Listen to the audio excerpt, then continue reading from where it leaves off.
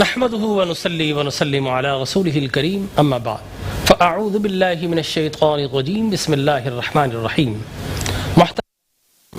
معظم و محتشم ناظرین کرام، السلام علیکم ورحمۃ اللہ وبرکاتہ.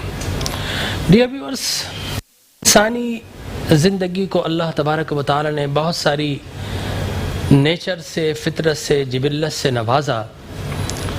انسانی جسم کی بعض امراض، عوارض اور بیماریاں ہیں، وہیں انسانی روح اور اخلاق کی بھی کچھ بیماریاں ہمیں نظر آتی ہیں. اور جب اخلاقی بیماریوں کی ہم بات کرتے ہیں تو بائی ڈیفالٹ اللہ تبارک و تعالی نے انسان کو اجلت پسند بھی بنایا ہے اور اس کے ساتھ ساتھ مال سے محبت کرنے والا بھی بنایا ہے. انما اموالکم و اولادکم فتنہ، بے شک مال کی محبت اور اولاد کی محبت انسان کے لیے آزمائش کے طور پہ رکھی گئی. یہ مال ہر انسان چاہتا ہے کہ اسے مل جائے. انسانی ضروریات بھی ہیں، خواہشات بھی ہیں، اور یقیناً اس حد تک معاملات ٹھیک ہیں. لیکن جب مال و دولت آنا شروع ہو جائے اور دولت کی خواہش سے بڑھ کر جب شدت آ جائے اور دولت اور مال انسان پر غلبہ حاصل کر لے، اور یوں میں کہوں کہ انسان کے لیے دولت حاصل کرنا ایک جنون بن جائے، تو پھر یہ جنون دراصل بہت سارے امراض کا سبب بن جاتا ہے. بہت ساری انسان میں بیماریاں پیدا ہو جاتی ہیں. پہلی بیماری حرص و طمع. انسان یہ چاہتا ہے کہ بس سب کچھ مجھے مل جائے، اور حرص و طمع اتنا بڑھتا ہے کہ انسان کا پھر پیٹ نہیں بھرتا. اس لیے میں اکثر کہا کرتا ہوں کہ انسان کا پیٹ جب ایسا مرحلہ آ جائے، یا تو قناعت سے بھرتا ہے یا پھر قبر کی مٹی سے بھرتا ہے. تو حرص و طمع مال و دولت کی ایک بہت بڑی بیماری ہے، اخلاقی بیماری ہے جو انسان پر دولت کی وجہ سے آتی ہے. دوسری بیماری تکبر. جب مال و دولت زیادہ آ جائے تو انسان متکبر ہو جاتا ہے، ایروگنس اس میں آ جاتی ہے، وہ ایگوئسٹک ہو جاتا ہے اور لوگوں کو حقیر سمجھنا شروع ہو جاتا ہے. اس لیے کہا جاتا ہے کہ گناہگار کی عاجزی عبادت گزار کے تکبر سے بہتر ہے. اللہ کے نزدیک گناہگار ہے لیکن عاجز ہے، ایک عبادت گزار ہے لیکن متکبر ہے. تکبر عبادت میں ہو، مال میں ہو، دولت میں ہو، طاقت میں ہو، اللہ کو ناپسند ہے. یہ دوسری بیماری. اور تیسری بیماری انسان کی بخل ہے، کنجوسی ہے. جب مال و دولت زیادہ آتی ہے تو انسان آہستہ آہستہ بخیل ہونا شروع ہوتا ہے اور اپنی تجوریوں میں تہ کر کے پیسے رکھنا شروع کر دیتا ہے. اور بعض اوقات تو ایسے مناظر بھی نظر آتے ہیں کہ اپنے اوپر بھی خرچ نہیں کر پاتا. اور وہ کہا نا کہ کنجوس شخص کی بھی ایسی کیفیت ہے، خود تو فقیر جیسی زندگی گزارتا ہے، کل قیامت میں امیروں جیسا حساب دے گا. تو یقینی طور پر یہ جو بخل ہے یہ تیسری بیماری ہے. اور چوتھی بیماری جو بہت بڑی ہے، خود غرضی. مال جب زیادہ آ جائے تو انسان اتنا خود غرض ہو جاتا ہے، اتنا خود پسند ہو جاتا ہے کہ پھر اسے پیسہ کہاں سے ملے، کسی صورت میں ملے، چاہے غریب کا پیٹ کاٹنا پڑے، کسی بھوکے کا لقمہ چھیننا پڑے، انسان اتنا خود غرض بن جاتا ہے کہ بس مجھے مال ملنا چاہیے، حلال ہو حرام ہو، ذرائع کیسے ہو، مالی ومالی ومالی ومالی، بس مال کی محبت. ہائے میری دکان، ہائے میرا مال، ہائے میرا مکان. بس یہ جب سبب ہو جائے تو پھر معاشرے میں فرد تباہ نہیں ہوتا، پورا معاشرہ تباہ ہونا شروع ہو جاتا ہے. اس لیے قرآن فصاحت و بلاغت سے آواز آتی ہے، الہاکم التکاثر حتی زرتم المقابر، کہ یقیناً ایسے لوگ مال کے ہاتھوں ہلاک ہو گئے، موت کے دہانے پر پہنچ گئے، مال سینے سے لپٹائے ہوئے ہیں، لیکن جب اس کے لواحقین اسے قبر میں ڈالتے ہیں تو وہ تنہا جاتا ہے. مال سارے کا سارا لواحقین میں تقسیم ہوتا ہے اور جھگڑے کا سبب بن جاتا ہے. ناظرین کرام، اسلام یہ نہیں کہتا کہ مال جمع نہ کرو یا اپنے اوپر خرچ نہ کرو، نہیں. اسلام یہ کہتا ہے کہ اپنی جائز ضرورتوں کو پورا کرو، مال کماؤ، خرچ کرو، خود پر، اہل و عیال پر، بہترین کام ہے. لیکن اسلام یہ کہتا ایسا نہ ہو کہ اپنی ہی زندگیوں میں گم ہو جاؤ، اپنی ہی خوشیوں میں گم ہو جاؤ، اور وہ غریب، وہ بھوکا، وہ پیاسا، وہ یتیم، وہ مسکین، وہ سفید پوش جس نے سارے سال پیٹ پر پتھر باندھے ہوئے ہیں، تم تو اپنی خوشیوں میں گم ہو چکے ہو، اور اسے بھوک اور افلاس کی آندھیوں میں بھٹکنے کے لیے تنہا چھوڑ دیا جائے.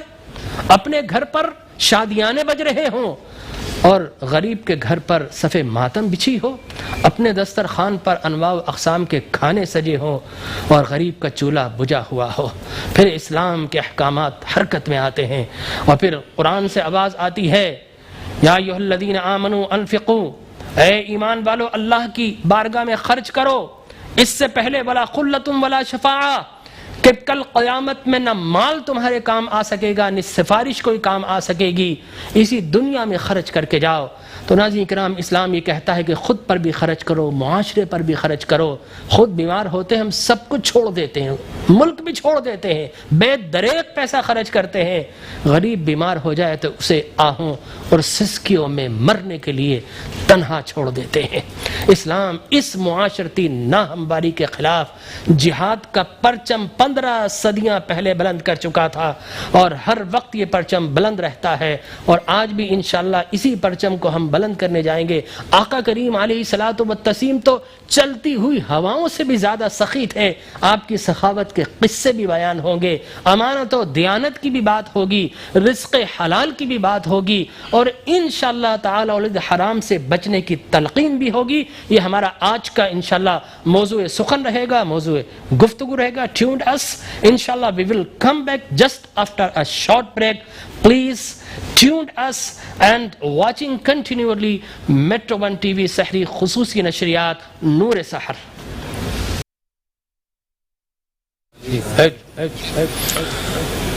اعوذ باللہ من الشیطان الرجیم، بسم اللہ الرحمن الرحیم۔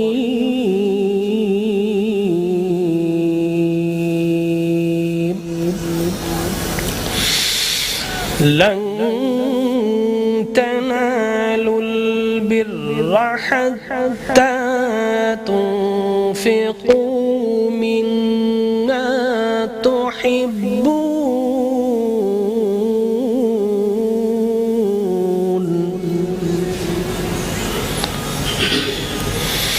لن تنالوا البر حتى تنفقوا مما تحبون،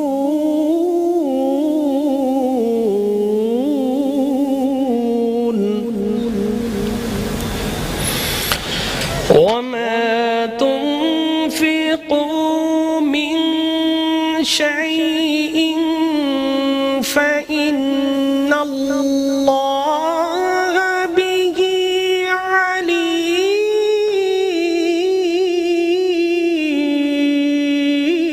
عليم،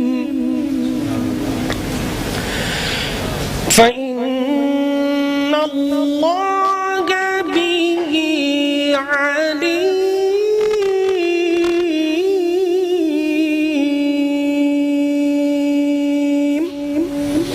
صدق اللہ العظیم۔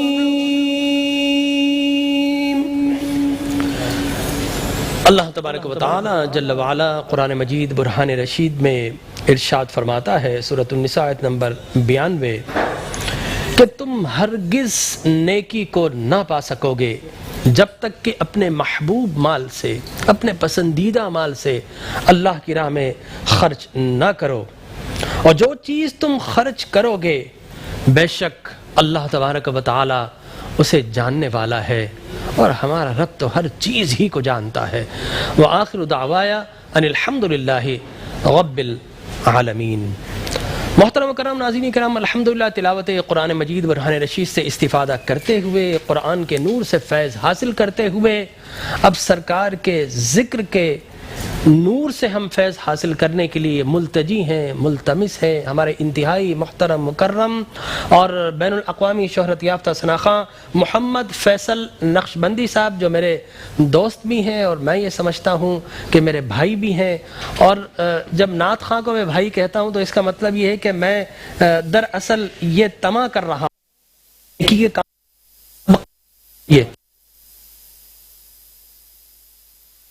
کہ نعت خوانوں کی جو قطار لگی ہوئی ہے، میں بھائی کہوں گا تو اللہ مجھے بھی اس قطار میں کھڑا ہونے کی توفیق عطا فرما دے۔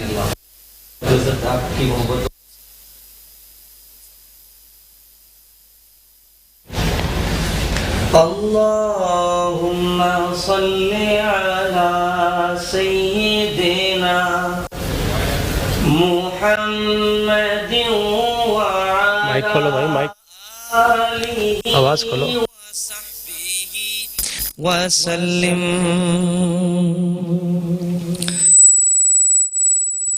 محمد محمد محمد صلی اللہ علیہ وسلم.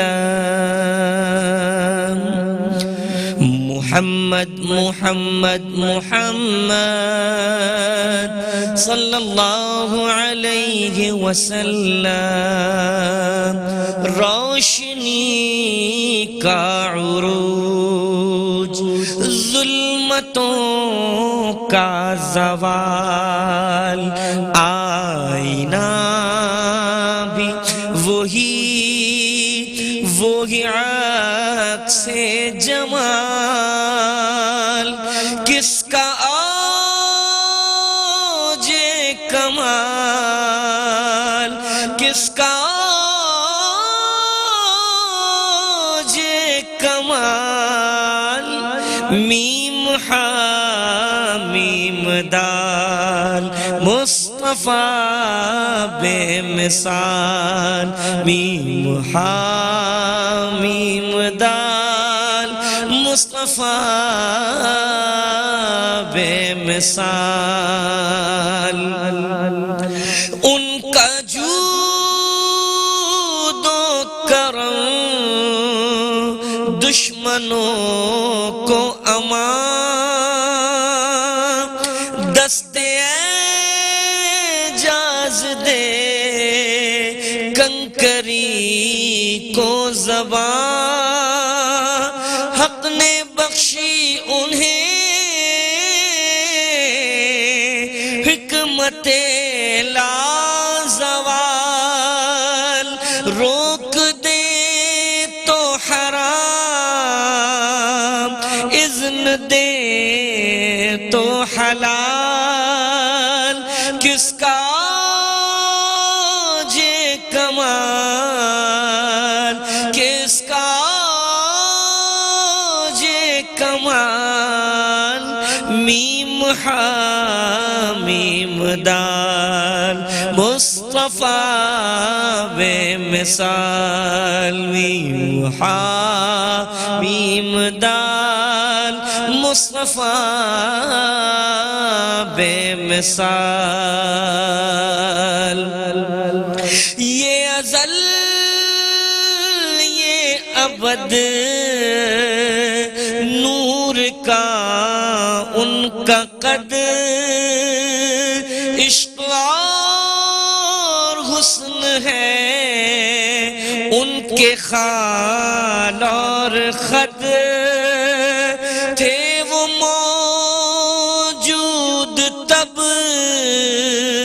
جب نہ تھے روز و شب، ان کا کلمہ تھا تب جب نہ تھے ماہ و سال. کس کا اوج کمال، کس کا اوج کمال.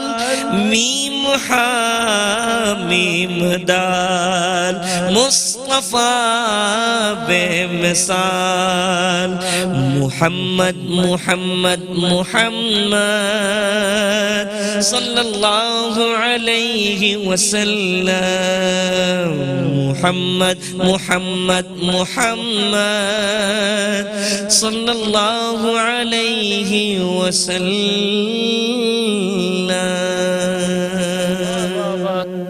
میم حامیم دال مصطفیٰ کی کا شہ سوار بنایا ہے. نبی گھومتے ہیں وہ سمت اخلاق راہوں سے گزر جاتے ہیں، ان راہوں سے گزرنا عبادت بن جاتا ہے. میرے آقا جو فرما دیتے ہیں ویسا ادا کرنا عقل کرنا آتا ہے. میرے آقا کھڑے ہوتے ہیں تو جبین نیاز کو بارگاہ بے نیاز میں جھکاتے ہیں تو سجدے بنتے ہیں. کہا کہ اے میرے غلاموں تمہیں تردد کرنے کی ضرورت نہیں ہے, مجھے دیکھتے چلے جاؤ, میں جس طرح کرتا ہوں تم اس طرح کرتے جاؤ گے. تم میری اداؤں کو ادا کر لو گے تو تمہاری نماز بھی بن جائے گی, میری اداؤں کو ادا کر لو گے تمہارا حج بن جائے گا. تو یقیناً آقا کریم علیہ الصلوۃ والتسلیم کو اللہ نے مختار کل بنا کر بھیجا. جو کہا الحمدللہ وہ حلال, جس سے منع کر دیا وہ حرام. تو آج ہمارا موضوع گفتگو یہی رہے گا کہ آقا کریم علیہ الصلوۃ والتسلیم امین للعالمین. کائنات میں آپ سے بڑھ کر کوئی امین نہیں, صادق نہیں, آپ سے بڑھ کر کوئی عادل و منصف نہیں. جتنی ان صفات میں کسی کو کہا جائے تو آمنہ کے لال محمد صلی اللہ علیہ وسلم کو کہا جاتا ہے. اسی موضوع پر اور دیانتداری امانتداری کے موضوع پر انشاءاللہ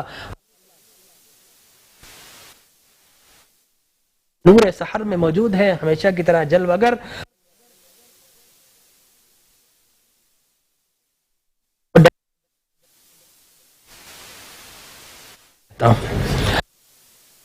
الحمدللہ پہلو میں تشریف فرما ایک انتہائی نوجوان اسکالر علامہ سید محمد علی صاحب, جن کا تعلق اہل تشیع سے فقہ جعفری سے ہے.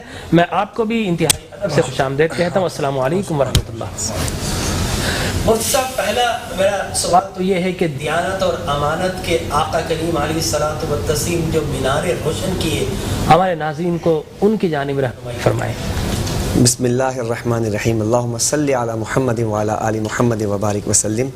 آج نور سحر کا آغاز بہت خوبصورت انداز میں ہوا, اور ابھی جتنے پروگرامز ہم کر رہے ہیں ماشاءاللہ فیصل بھائی نے بہت خوبصورت انتخاب فرمایا, اور ایک باذوق ایک انسان ہے ماشاءاللہ یہ, چونکہ یہ نعت کا انتخاب کرنا بھی جو ہے نا ایک فن ہے. سر وہ آپ نے جو بات جو ارشاد فرمائی نا, تو ہمارے اندر بھی جو ایک ذوق, ایک محبت کا ایک وہ داعیہ موجود ہے, تو وہ چاہتا ہے کہ ہم حضور کی تعریف کیے بغیر جو ہے ہماری بات مکمل ہی نہیں ہوتی. آپ نے کتنی پیاری بات ارشاد فرمائی کہ حضور کے بغیر تو کچھ بھی نہیں ہے, نماز بھی نہیں. نماز میں ہم کھڑے ہوتے ہیں, قیام میں الف بن جاتا ہے, رکوع میں ہا بن جاتا ہے, جب ہم قعدہ میں بیٹھ جائیں تو دال بن جائے, سجدے میں جائیں تو میم بن جائے, جب نماز مکمل ہے پورا احمد بن جاتا ہے. اور شاہ عبدالحق محدث دہلوی رحمۃ اللہ علیہ نے بڑی خوبصورت بات ارشاد فرمائی, اس لیے کہ میرے سامعین جو مجھے اور آپ کو سن رہے ہیں, ہمیں بھی تھوڑا دلاسا ہونا چاہیے کہ ہم جس نبی کے ماننے والے ہیں, ہمارے لیے بھی کچھ حصہ اللہ نے ہمارے لیے رکھا ہے. سامعین محترم ذرا اس بات پہ توجہ فرمائیں کہ شاہ عبدالحق محدث دہلوی فرماتے ہیں کہ ہر نبی کو اللہ نے, ہر امتی کو اللہ نے نبی جو بھیجا دیا تو ان کو عطیہ بنا کر دیا, لیکن جب ہماری بات آئی تو اللہ تبارک و تعالیٰ نے اس امت کو اپنا نبی ہدیہ بنا کر دیا. اچھا, عطیہ اور ہدیہ کا فرق کرتے ہوئے شاہ صاحب رحمۃ اللہ تعالیٰ نے بڑی خوبصورت بات ارشاد فرماتے ہیں. کہتے ہیں عطیہ محتاجوں کو دیا جاتا ہے, عطیہ محتاجوں کو دیا جاتا ہے, اور ہدیہ وہ محبوبوں کو دیا جاتا ہے. یعنی کہ اللہ تعالیٰ نے اس امت کو پہلے محبوب بنایا اور پھر اپنا محبوب عطا فرما دیا. تو حضور نبی کریم علیہ الصلوۃ والسلام جو ہے وہ محبوب ہیں اللہ جل وعلا شانہ کے, اور اللہ نے ہمیں بھی جو آپ سے جو نسبت عطا کی ہے. اچھا, یہاں پر ایک بات اور بھی انتخاب کا, ہمارا انتخاب کیسے ہوا ہوگا بھائی؟ عالم ارواح میں ایسا ہی ہوا ہوگا, ساری کی ساری کائنات کے عالم ارواح میں جو ہے انسان جو ہے سامنے موجود ہوں گے, تو بھائی دو ہی صورت ہوئی ہوگی. ایک صورت تو یہ ہوئی ہوگی کہ اللہ تبارک و تعالیٰ نے فرمایا ہوگا اے محبوب یہ جو لوگ ہیں نا, یہ ان لوگوں کو ہم آپ کا امتی بنا رہے ہیں. یا تو اللہ نے انتخاب کیا ہوگا, یا محبوب دو جہاں صلی اللہ علیہ وسلم کی نگاہ انتخاب پڑی ہوگی کہ اے اللہ ان لوگوں کو مجھے عطا فرما دو. ہر دو صورت کے اندر ہمارا انتخاب ہوا ہے. سبحان اللہ, ماشاءاللہ. اور میں یہ بھی آپ کی گفتگو سے ذہن میں یہ آیا کہ ایک نعت ہے کہ ان کے ہوتے جنم لیا ہوتا, ٹھیک ہے نا, تو بڑی خوبصورت نعت ہے, مجھے اچھی لگتی ہے, اور اس پہ 2-3 لوگوں نے صاحب فہم نے اور فکر و دانش نے لکھا اس پر. لیکن میں کبھی کبھی یہ سوچتا ہوں کہ آقا کریم کے زمانے میں ہم ہوتے اور اللہ نے نبی کی غلامی کے لیے ہمیں منتخب نہ کیا ہوتا تو کیا ہوتا. تو شکر کرو زمانہ کوئی سا بھی پایا, غلام انہی کے ہیں, غلام انہی کے ہیں, غلام. ہاں, سبحان اللہ, ماشاءاللہ, غلام انہی کے. تو اپنے موضوع کی طرف آتا ہوں کہ امانت, عدالت اور رزق حلال کے لیے آقا کریم کے ارشادات ذرا سر دیکھیے، جب ہم منتخب لوگ ہیں، میں اسی بات سے آغاز کر رہا ہوں، آگے بڑھ رہا ہوں، جب منتخب جو لوگ ہوتے ہیں جن کا انتخاب ہوتا ہے تو منتخب لوگوں کے کام بھی منتخب ہوتے ہیں۔ اللہ تبارک و تعالیٰ نے ہمیں دنیا میں جو بھیجا، نبی کریم علیہ الصلوۃ والسلام کا امتی بنا کر بھیجا، تو ہمیں دنیا میں لیڈ کرنے کے لیے بھیجا ہے، سبحان اللہ، ہمیں قیادت کرنے کے لیے بھیجا ہے۔ تو وہ اقبال نے کہا تھا، غرض میں کیا کہوں کہ وہ صحرا نشیں کیا تھے، جہاں گیرو جہاں دارو جہاں بانو جہاں آرا، گنوا دی ہم نے اسلاف سے جو میراث پائی تھی، سریا سے زمیں پر آسمان نے ہم کو دے مارا، مگر وہ علم کے موتی کتابیں اپنے آبا کی، جو دیکھیں ان کو یورپ میں تو دل ہوتا ہے سپارہ۔ ابھی کیفیت یہ ہو چکی ہے کہ جن کا انتخاب ہوا تھا وہ لوگ دوسروں سے لے رہے ہیں۔ کیا ہم یتیم قوم ہیں کہ ہمیں دوسروں سے لینا چاہیے؟ امانت کی آپ بات ارشاد فرما رہے ہیں، دیانت کی بات ارشاد فرما رہے ہیں۔ نبی دو عالم صلی اللہ علیہ وسلم آپ کی 40 سال کی زندگی کو ہم دیکھتے ہیں تو آپ دیکھیں کہ حضور علیہ الصلوۃ والسلام کے خصائل ہیں، آپ کے جمال ہیں، آپ کے محامد ہیں، آپ کے محاسن ہیں، وہ سارے ایک طرف، لیکن دو اوصاف سرکار دو عالم صلی اللہ علیہ وسلم کے وہ ہیں کہ جو سب پر بھاری ہیں، صادق اور امین۔ کفار بھی مانتے تھے، کفار بھی مان رہے ہیں، صادق اور امین۔ اندازہ لگائیے کہ اللہ تبارک و تعالیٰ نے 40 سال کے عرصے میں جس وصف کو اتنا ہائی لائٹ کیا، بتایا کہ دنیا کو سب سے زیادہ جن چیزوں کی ضرورت ہے، سچائی کی اور امانت کی۔ اگر سچائی جس معاشرے کے اندر نہ ہو، امانت داری جس معاشرے کے اندر نہ ہو، وہ معاشرہ چل نہیں سکتا ہے۔ تو نبی کریم علیہ الصلوۃ والسلام نے 40 سال کی زندگی میں ہر لمحہ، ہر لحظہ کر کے دکھایا کہ سچائی کسے کہتے ہیں اور امانت کسے کہتے ہیں۔ اچھا دیکھیں، وحی الہی کے لیے ضروری بھی تھا کہ دیکھیں قرآن کریم ایک امانت ہے، اور یہ بتانا کہ یہ چیز جو ہے اندیکھی ہے، فرشتہ نظر نہیں آتا اور میں اللہ کا پیغمبر ہوں، اس کے لیے سچ بولنا ضروری ہے۔ تو جس معاشرے کے اندر یہ کہا گیا کہ آپ صادق ہیں اور آپ امین ہیں، تو وہی کہتے ہیں کہ جب تم مجھے صادق اور امین کہتے ہو تو میں یہ قرآن کی جو بات کہہ رہا ہوں یہ امانت ہے، اور میں جو بات کہہ رہا ہوں یہ سچی بات ہے۔ تو 40 سال کے بعد جو حضور نے اعلان نبوت یا اظہار نبوت فرمایا، تو 40 سال تک ان کی زبانوں سے کلوایا آپ صادق امین ہیں، اور اس لیے کلوایا کہ اب اگر یہ کہیں گے کہ نبی آپ کا پیغام ہے کہ اللہ ایک ہے، اگر انکار کریں گے تو اب یہ جھوٹے ہو جائیں گے، اس لیے کہ 40 سال تک انہوں نے آپ کو صادق و امین کہا ہے۔ تو میں علامہ محمد علی صاحب آپ کی طرف آتا ہوں۔ دیکھیے، آج امانت، دیانت، عدالت، انصاف اور اس کے ساتھ ساتھ صحیح رزق حلال، اگر ہم یہ دیکھیں، رزق حلال کا مطلب ہے کہ کرپشن نہ ہو۔ اگر ہم اس بنیاد پر دیکھیں، یورپ میں جائیں، مغرب میں جائیں، امریکہ میں جائیں، ویسٹ میں جائیں، جس ملک میں بھی جائیں تو وہاں پر امانت بھی ملتی ہے، عدالت بھی، دیانت بھی، سب کچھ ملتا ہے، لیکن یہ ہماری میراث ہم سے چھن چکی ہے۔ مجھے یاد آ رہا ہے جب صلاح الدین ایوبی نے رچرڈ دی لائن ہارٹ کو شکست دی تھی تو اس نے کہا کہ تمہاری طاقت کا راز کیا ہے، آخر ہمیں بتاؤ، تمہاری کتابیں دو۔ وہ سیرت مصطفیٰ، قرآن مجید اور لے کر گیا، اور جو بوڑھے پروفیسرز تھے یونیورسٹیز کے، ان کو کہا اس کو ٹرانسلیٹ کرو، یہی طاقت کا سرچشمہ ہے۔ انہوں نے ٹرانسلیٹ کیا، وہ اوپر چلے گئے وہ قوانین نافذ کر کے، ہم نے ان قوانین کو فراموش کیا، ہم نیچے چلے گئے۔ تو آپ کیا کہیں گے کہ آج کے دور میں جس طرح آپ دیکھیے کہ ماہ سیام ہے، اس میں ذخیرہ اندوزی ہے، اس میں گراں فروشی ہے، قیمتوں کے ریٹ بڑھائے جا رہے ہیں، عام انسان مر رہا ہے، لیکن مال اور دولت کی حرص و طمع اتنی ہے کہ لوگوں کی حوث بھرتی ہی نہیں ہے، پیٹ بھرتا ہی نہیں ہے۔ تو اس پر میں چاہوں گا کہ ذرا آپ تنقیدی ایک جائزہ فرمائیں۔ اعوذ باللہ من الشیطان الرجیم، بسم اللہ الرحمن الرحیم، الحمد للہ الذی جعلنا من المتمسکین بولایت علی ابی طالب علیہ السلام۔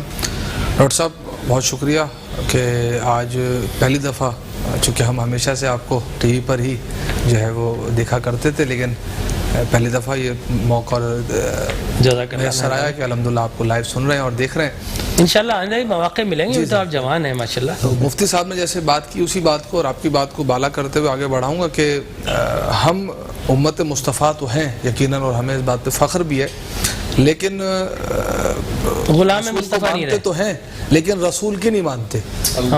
رسول کو تو مان رہے ہیں لیکن رسول کی نہیں مان رہے۔ اور جیسا آپ نے بھی بیان کیا کہ ذخیرہ اندوزی بھی ہے، گراں فروشی بھی ہے، اور جس طرح سے اس وبا کے بعد جو صورتحال منصہ شہود پر آئی کہ 1.25 ارب روپے کا راشن تقسیم بھی ہو گیا اور وہ عوام الناس تک پہنچا بھی نہیں، تو یہ ایک بڑا المیہ ہے۔ اور جیسے مفتی صاحب نے بھی بات بیان کی کہ ہم کائنات میں ہر شے پر مقدم رکھتے ہیں ذات رسول کو، اور میں اگر ایک جملہ کہوں کہ چونکہ خطیب ہوں تو خطیبانہ جملہ بھی ایک ذہن میں آ رہا ہے کہ ہم تو اللہ کو بھی اللہ اس لیے مانتے ہیں کہ وہ میرے نبی کا اللہ ہے.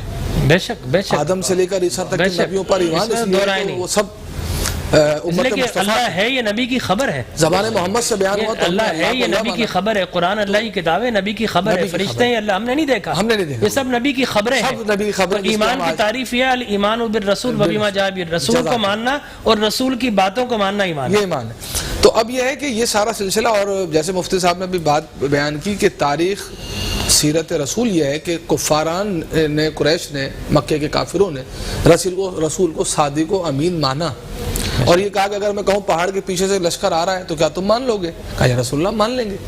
یعنی اپنی سیرت سے رسول نے ان کفاران قریش اور ان کفاران مکہ کے زبانوں کو بند کر دیا. اب سوال یہ اٹھتا ہے کہ رسول نے ایسی کیا سیرت پیش کی, سبحان اللہ, ایسا کیا عمل دکھایا؟ تو وہ عمل رسول ہی ہمارے لیے اتباع ہے.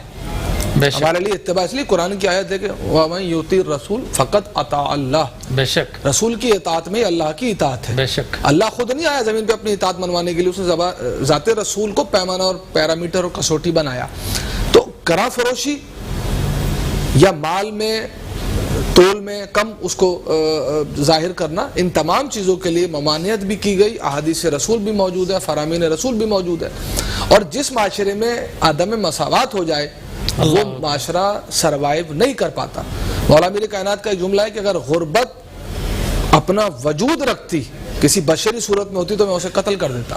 اللہ اکبر. یعنی غربت اتنی بری چیز ہے کہ انسان اپنا دین, اپنا مذہب اقساط تبدیل کرنے پہ تیار ہو جاتا ہے. سبحان اللہ. اب افریقی ممالک میں دیکھ لیں کہ جہاں پر مفتی صاحب غربت ہے, افلاس ہے, وہاں پر لوگ اپنا مذہب چینج کر رہے ہیں, مذہب کو تبدیل کر رہے ہیں, عیسائی مذہب میں داخل ہو رہے ہیں, کیونکہ غربت ایسی بری سلسلہ ہے کہ جس کے لیے متعدد فرامین اور اچھا انشاءاللہ علامہ صاحب ایک بریک پر ہمیں جانا ہے, انشاءاللہ ڈسکس کریں گے. بڑا خوبصورت آپ نے توجہ مبذول دلوائی کہ غربت, تو غربت کیوں ہے ہمارے ہاں؟ اس لیے کہ اسلام تو غربت کو مٹانے کے لیے آیا تھا. اسلام تو ہر دور کے مسلمانوں کو عروج و کمال دینے کے لیے آیا تھا. اسلام اپنے ماننے والوں کو جو ہے ذلت میں رسوائی کے گڑھے میں ڈالنے کے لیے نہیں آیا تھا. اسلام تو ہر دور میں ایک مسلمان کو ماننے والوں کو سر بلند کرنے کے لیے آیا. پھر آج ہم میں غربت کیا ہے؟ یہ کون سے لٹیرے آ گئے ہیں جنہوں نے غریب کے نوالے اور لقمے چھین لیے ہیں؟ ناظرین کرام اس پر گفتگو جاری رہے گی. ایک چھوٹا سا نیوز بریک کی طرف ہم جا رہے ہیں, اس کے بعد انشاءاللہ ہم سے جڑے رہیے. انشاءاللہ ملاقات ہوتی ہے وقفے کے بعد.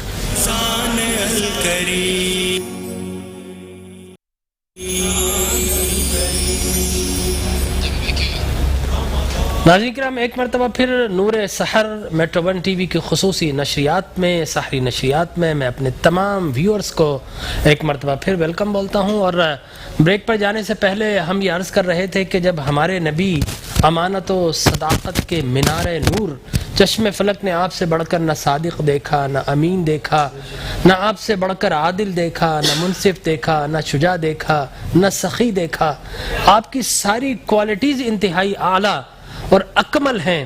انسانیت کے لیے اللہ نے آپ کو کامل نمونہ قرار دیا ہے. لیکن کیا وجہ ہے کہ آج ہم نے نبی کو مانا, جس طرح آپ فرما رہے تھے نبی کی بات کو نہیں مانا, تو آج انسان کو بھی دراصل میں سمجھتا ہوں جس طرح اینیمل ہے اس کو باندھنا پڑتا ہے, تو انسان کو بھی کچھ قوانین میں باندھنا پڑتا ہے, یہ ضروری ہے.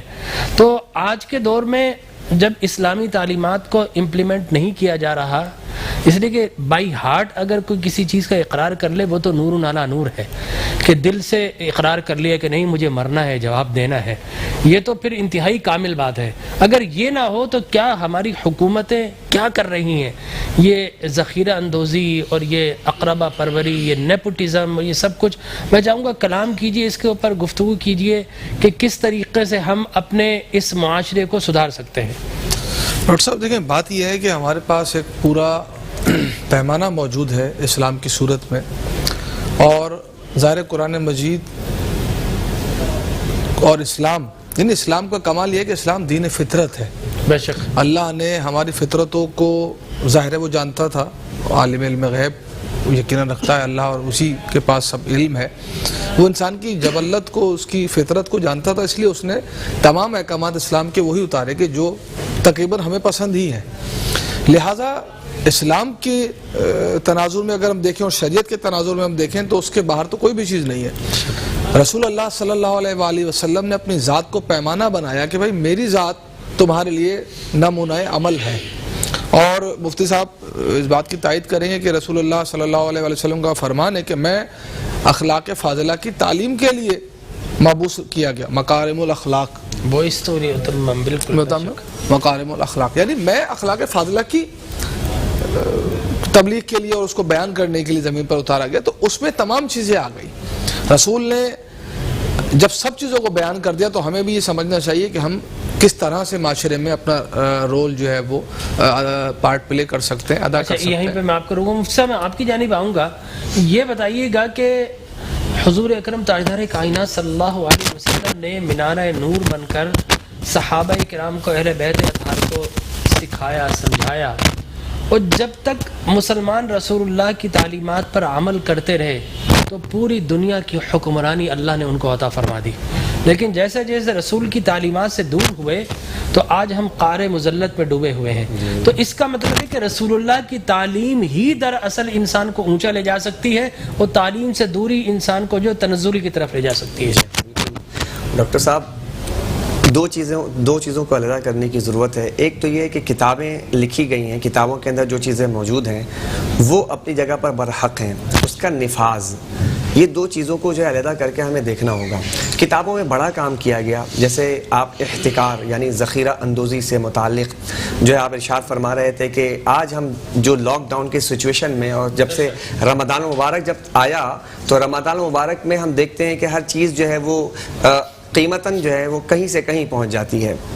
اب معاملہ یہ ہے کہ دو چیزوں کو علیحدہ کرنے کا یہ جو میں عرض کر رہا تھا کہ ہمارا کام بہت وسیع پیمانے پر ہے۔ امام ابو داؤد رحمۃ اللہ تعالیٰ علیہ، ان کو اللہ کے رسول صلی اللہ علیہ وسلم کی 4 لاکھ حدیثیں زبانی یاد تھیں، 4 لاکھ زبانی حدیثیں یاد تھیں۔ انہوں نے سوچا کہ لوگ اتنی حدیثیں کہاں سے پڑھیں گے، انہوں نے سوچا کہ ان 4 لاکھ حدیثوں کی تلخیص کی جائے، تو انہوں نے ان 4 لاکھ حدیثوں سے 8,000 حدیثوں پر ایک کتاب لکھی کہ تاکہ لوگ اس کو پڑھ سکیں۔ پھر سوچا کہ 8,000 حدیثیں بھی لوگ کیسے پڑھیں گے، پھر انہوں نے اس 8,000 حدیثوں کی بھی تلخیص فرمائی، پھر وہ 8,000 حدیثوں کو 400 پر لے کر آئے کہ لوگ 400 حدیثیں پڑھ لیں۔ اب وہ 4 لاکھ حدیثیں جو ہیں وہ 400 تک پہنچی۔ پھر سوچنے پر مجبور ہوئے، ہمارے اسلاف اتنا سوچتے تھے کہ ہم کس طرح امپلیمنٹیشن کروائیں، نفاذ کیسے ہو، تو پھر انہوں نے 400 حدیثوں میں سے 4 حدیثیں انہوں نے نکال کر بیان کی کہ یہ اساس اسلام ہے۔ 4 حدیثیں 4 لاکھ حدیثوں میں سے، وہ 4 حدیثیں کون سی ہیں؟ امام ابو داؤد رحمۃ اللہ علیہ فرماتے ہیں نمبر 1 انما الاعمال بالنیات، کہ عمل کا دار و مدار نیت پر ہے۔ نمبر 2 کہ الحلال بین والحرام بین، حلال بھی واضح ہے اور حرام بھی واضح ہے، اور شبہات سے تم بچو۔ سبحان اللہ۔ پھر فرمایا حسن اسلام المرء ترک ما لا یعنیہ، کہ اسلام کا حسن یہ ہے کہ ہر لا یعنی چیز کو چھوڑ دیا جائے۔ اس میں آج یہ بھی ذرا سا اس ضمن میں عرض کر دوں کہ ہر لا یعنی چیز کو، یعنی کہ رمضان کے مہینے کے اندر آپ جو ہے وہ لوڈو کھیلنا چھوڑ دیں، رمضان کے مہینے کے اندر جو ہے آپ ڈومیناز کھیلنا چھوڑ دیں، رمضان کے مہینے کے اندر جو ہے آپ جو ہے نا وہ راتوں کو نائٹ کرکٹ میچز کھیلنا چھوڑ دیں۔ کرکٹ میچ تو بند کروا دیا اور دیگر جو بازی بند ہے۔ اچھا، اسی طرح جو تو یہ کیا، یہ یعنی رمضان کا مہینہ صرف اس لیے تو نہیں آیا کہ ہم یہ تمام لا یعنی چیزوں کی طرف چلے جائیں۔ اس میں 4 حدیثوں میں سے ایک حدیث، اللہ اکبر، اللہ کے رسول نے ارشاد فرمایا اپنے بھائی کے لیے وہ چیز پسند کرو، تم اس وقت تک کامل مومن نہیں ہو سکتے جب تک اپنے بھائی کے لیے وہ چیز پسند نہ کرو جو تم اپنے لیے پسند کرتے ہو۔ سبحان اللہ۔ اب دیکھیں یہاں پر رسول پاک صلی اللہ علیہ وسلم کے احادیث اپنی جگہ پر موجود ہیں۔ حضور نے فرمایا کہ جو شخص ذخیرہ اندوزی کرتا ہے وہ خطا کار ہے۔ ہم آتے ہیں اس طرف کہ ذخیرہ اندوزی کیا چیز ہے، یعنی کہ انسان کا اور جانوروں کا غلہ روک لیا جائے تاکہ اس کو جب اس کا مہنگا ہو جائے، اس کی رسد کو اور سپلائی کو، تاکہ ڈیمانڈ بڑھ جائے، اس کے بعد اس کو مہنگا کر کے بیچا جائے۔ کیا آج جو کیفیت ہے پاکستان کے اندر، چینی کا بحران، کبھی گندم کا بحران، کبھی کون سے یہ گماشتے کون ہیں، یہ کون سے لوگ ہیں کہ جو اپنے آپ کو مسلمان بھی کہتے ہیں، اسلامی جمہوریہ پاکستان میں بھی رہتے ہیں، اور جن پر حکومتیں کرتے ہیں وہی یہ کام کر رہے ہیں۔ اللہ اکبر، رسول پاک صلی اللہ علیہ وسلم۔ میں یہاں پر ایک مثال دیتا ہوں، بات تو اللہ رب العزت کی طرف سے دیکھی جائے تو اللہ نے تو انسان کو جو ہے تقسیم کرنے کا اللہ رب العزت نے ذمہ دار بنایا ہے. ایک دیگ پکاتے ہیں آپ, اس دیگ میں 60 آدمی کھانا کھاتا ہے, 60 آدمی کھانا کھاتا ہے. آپ نے کہا کہ فلاں صاحب یہ لیجئے اور 60 بندوں میں یہ دیگ تقسیم کر دیجئے. دینے والے نے تو 60 بندوں کے لیے وہ دیگ دیا ہے, لیکن جو تقسیم کرنے والا وہ اپنے پاس روک لے اور 60 بندوں کو نہ دے تو وہ چیز وہاں تک نہیں پہنچتی ہے. ہمارے یہاں یہی سلسلہ ہے حضور کہ جن لوگوں کے ذمے اللہ یعنی کہ اللہ نے انہیں ریاست کا ذمہ دار بنایا, اب ان کے ہاتھ میں تمام چیزیں, اب وہ تقسیم کس طرح کر رہے ہیں. وہ تقسیم کا مسئلہ جو ہے بڑا جو ہے یہ ڈیفیکلٹ ہے ہمارے یہاں. یہ ہمارے یہاں کمیشن بنتی ہے, ہمارے فلاں چیز بنتے ہیں. غریب آج وہیں پر ہے, لیمو لینے جائیں جناب, لیمو کی قیمت جو ہے رمضان سے پہلے کیا تھی, ایک عام چیز ہے جو استعمال کی چیز ہے, اللہ اکبر. کھجور کو دیکھ لیں آپ, سبزیوں کو دیکھ لیں آپ, خربوزے کو دیکھ لیں آپ, تربوز کو دیکھ لیں آپ. یہ مسلمان ہیں. دوسرے ممالک میں ہم دیکھتے ہیں کہ وہاں پر جب ان کا کوئی بڑا تہوار آتا ہے وہ اپنی چیزوں کو کم کر دیتے ہیں, جبکہ مسلمان ملک کے اندر جسے ہم لا الہ الا اللہ کی بنیاد پر ہم نے حاصل کیا ہے, وہاں پر ہماری کیفیت یہ ہے کہ ہم نام لا الہ الا اللہ کا لیتے ہیں اور پھر جناب اسے مہنگا کر کے بیچتے ہیں. تو پھر بتائیں کہ یہ جو وائرسز آ رہے ہیں, اس طرح کی وبائیں آتی ہیں, یہ زمینی آسمانی تنبیہات ہیں ہمارے لیے کہ ہم آج پھر بھی سمجھ لیں کہ ایک طرف تو کورونا کا ڈر بھی موجود ہے, دوسری طرف اپنی حرکتیں بھی ٹھیک کرنے کے لیے تیار نہیں ہم. سبحان اللہ. اللہ کے رسول نے ارشاد فرمایا جو شخص ذخیرہ اندوزی کرتا ہے اللہ تبارک و تعالیٰ اسے کوڑی کے مرض میں مبتلا کر دے گا, اللہ تبارک و تعالیٰ اسے مفلس کر کے مار دے گا.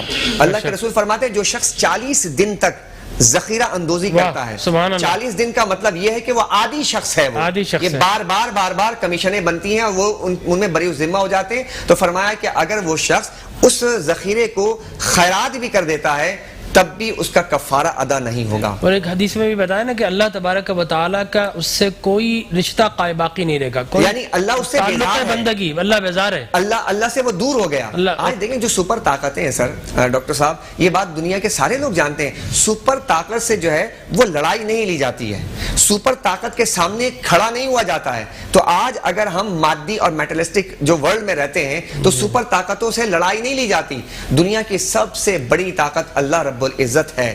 اللہ اکبر. جو شخص ذخیرہ اندوزی کرتا ہے گویا کہ وہ شخص اللہ تبارک و تعالیٰ سے دور ہو گیا. مفتی صاحب ایک لمحے کے میں نعت کی طرف چلوں گا. ہمارے ہاں صرف ذخیرہ اندوزی نہیں, ہمارے ہاں ناپ تول میں بھی کمی ہے جی. ہمارے ہاں قیمتوں کو بڑھانا, ٹھیک ہے نا, اور قیمتوں کا ایسا بدل لینا کہ جو کہ معاشرے کو ناہموار کر دے وہ بھی ہے.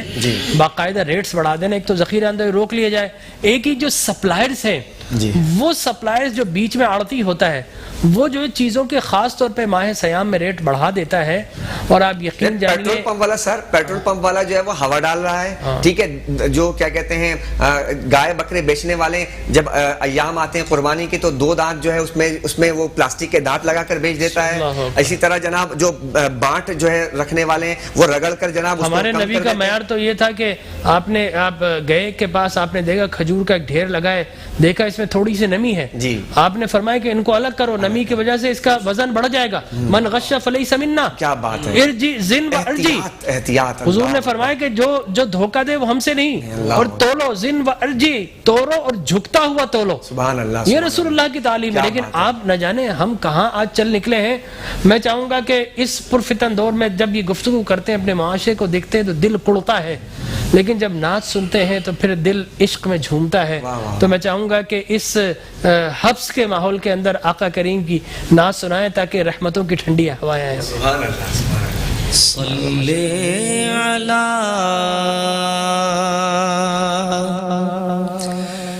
نبینا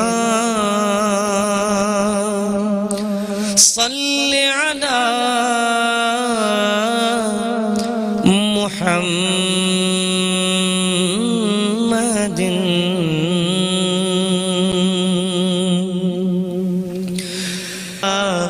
دنیا کے لوگوں نے جن کے ہاتھوں میں کشکول دیے,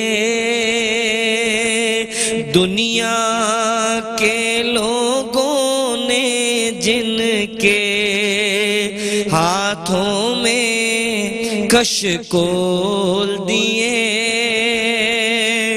آپ سے بڑھ کر انسانوں کا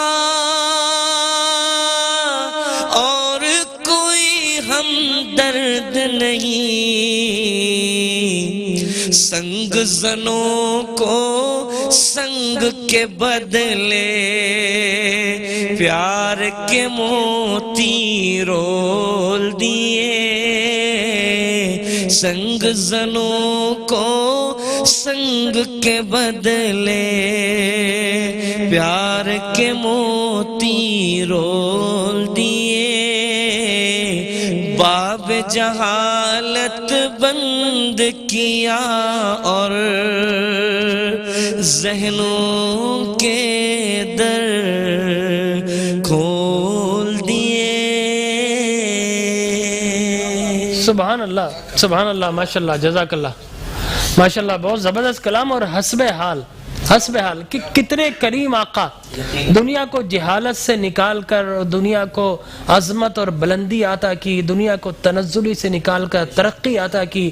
ہم دعا کرتے ہیں کہ اے رب کائنات ہمیں پھر سے اپنی عظمت رفتہ عطا فرما، نشاط ثانی عطا فرما، ساری برائیاں ہم سے دور فرما۔ اس دعا کے ساتھ ناظرین کرام ایک بریک کی طرف چلتے ہیں اور ملتے ہیں انشاءاللہ ایک وقفے کے بعد۔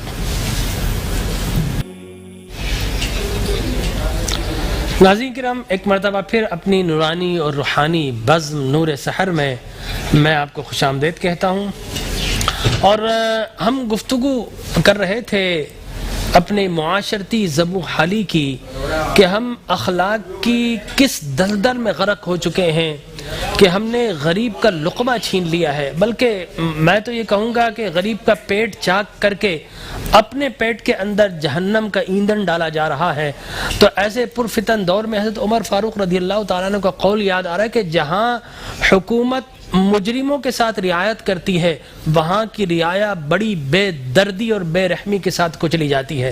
تو آج مفتی صاحب ایسا نہیں کہ بڑے بڑے مجرم، بڑے بڑے کرپٹ لوگ جنہوں نے اربوں، بلکہ میڈیا بتا رہا ہے کہ 5,000 ارب روپے کی کرپشن کوئی کر رہا ہے، کوئی 10,000 ارب روپے کی کرپشن کر رہا ہے۔ اور کیا وجہ ہے کہ ہم ان بڑے بڑے مگرمچھوں پہ ہاتھ کیوں نہیں ڈال پا رہے ہیں؟ ایک مرتبہ تو صاحب آپ کو ابو جہل کو مارنا پڑے گا، ایک مرتبہ تو ابو لہب کی سرکوبی کرنا پڑے گی، ایک مرتبہ تو آپ نے پھر جو ہے وہ چٹائی پر لیٹنا پڑے گا۔ یہ ہو سکتا ہے کہ آپ کو چٹائی پر لیٹنا پڑے، ہو سکتا ہے کہ آپ کو درخت کے سنارے اینٹ لگا کر لیٹنا پڑے، لیکن آپ کی پھر شان ایسی ہوگی کہ 1000 سال بعد بھی آپ کو یاد رکھا جائے گا۔ لیکن ایک مرتبہ تو آپ کو، جب آپ کہتے ہیں مدینے کی ریاست، تو مدینے کی ریاست کی والی کی سنت پر عمل کرنا ہوگا۔ کیا بات ہے ڈاکٹر صاحب، یہ ایک مولا علی اور حضرت عمر بن خطاب رضی اللہ تعالیٰ عنہ کے مکالمے کی شکل میں میں آپ کے سامنے آپ کی گفتگو رکھتا ہوں۔ فارس فتح ہو گیا اور فارس سے مال غنیمت آیا، اور حضرت عمر بن خطاب رضی اللہ تعالیٰ عنہ نے حضرت علی کو طلب کیا، سارا مال غنیمت موجود ہے، اس کے ساتھ لسٹ آئی۔ بڑے مینج انسان تھے حضرت عمر بن خطاب رضی اللہ تعالیٰ عنہ۔ جتنے بھی آپ دیکھیں آج جو چیزیں ہیں وہ حضرت عمر بن خطاب رضی اللہ تعالیٰ عنہ اس کو بناتے ہوئے نظر آتے ہیں۔ دنیا میں جتنے بھی چیزیں نافذ ہیں حضرت عمر بن خطاب مینجمنٹ کے دنیا کی جتنی بھی ریفارمز اس وقت ہیں، جی ہاں، وہ حضرت عمر بن خطاب لا باقاعدہ اس کے انجین کنٹریز میں پڑھایا جاتا ہے۔ تو یہ عمر بن خطاب رضی اللہ عنہ کے سامنے لسٹ آئی، لسٹ رکھ دی گئی، لسٹ کے مطابق ہر ایک چیز کو جب دیکھا گیا تو کوئی ایک سوئی بھی ادھر سے ادھر نہیں ہوئی۔ اللہ اکبر، کیا تاریخی مکالمہ ہے۔ حضرت عمر بن خطاب رضی اللہ عنہ کی آنکھوں سے آنسو جاری ہوئے، تو حضرت علی رضی اللہ تعالی عنہ نے عرض کی کہ امیر المومنین یہ آپ رو کیوں رہے ہیں؟ کہا یہ وہ قوم ہے کہ جو ڈھاکہ ڈالتی تھی، جو چوری کیا کرتی تھی، جو ایک دوسرے کے مال پر ہاتھ ڈالتی تھی، آج ان کے امانت داری کا یہ عالم ہے کہ اتنے میل سے، سینکڑوں میل سے بڑے پرانے لباس میں ہیں، لیکن ایک سوئی ادھر سے ادھر نہیں ہوئی۔ اللہ اکبر۔ تو حضرت علی رضی اللہ تعالیٰ نے جو تاریخی جملہ ارشاد فرمایا، کہا اس میں ان کا کمال کہاں ہے امیر المومنین؟ اس میں کمال تو آپ کا ہے۔ کہا وہ کیسے؟ کہا کہ کیا کبھی آپ نے، حضرت امیر المومنین فرماتے ہیں، حضرت علی المرتضیٰ فرماتے ہیں، کیا کبھی آپ نے کسی چھت سے، پرنالے سے پانی نیچے گرتا دیکھا؟ آپ نے فرمایا بالکل دیکھا۔ کہا اگر چھت صاف ہو تو پانی صاف ہوگا یا گندا؟ کہا کہ بالکل صاف ہوگا۔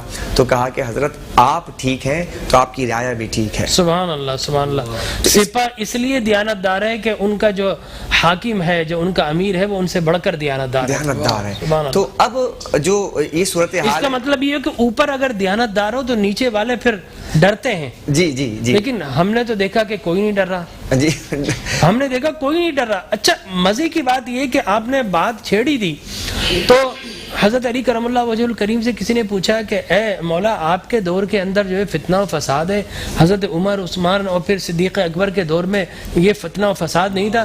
آپ نے فرمایا میاں بات یہ ہے کہ ان کے مشیر ہم تھے, ہمارے مشیر تم ہو.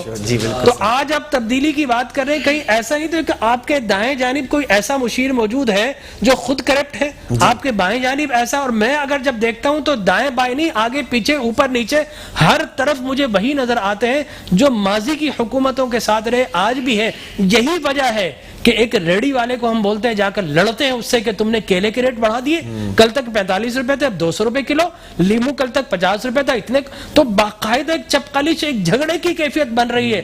قصور ریڑی والے کا نہیں ہے, قصور حکومت والے کا ہے. سر دیکھیں یہاں پہ ہمارے جو نظام ہے نا سر, وہ نظام یہ ہے کہ اگر آپ کوئی غلطی کر لیں, گناہ کر لیں. مفتی صاحب اگر ہم ریڈی والا کرے گا, ایک پولیس والا 2 تھپڑ مار کر اس کا سامان الٹا کر دے گا, اس کا جو ہے وہ اس کی ریڈی الٹ دے گا. ہاں بالکل. لیکن بڑے بڑے کرپٹ جو دائیں بائیں ہیں, جب تک آپ ان کا صفائی نہیں کریں گے ریڈی والا صحیح نہیں ہو سکے گا.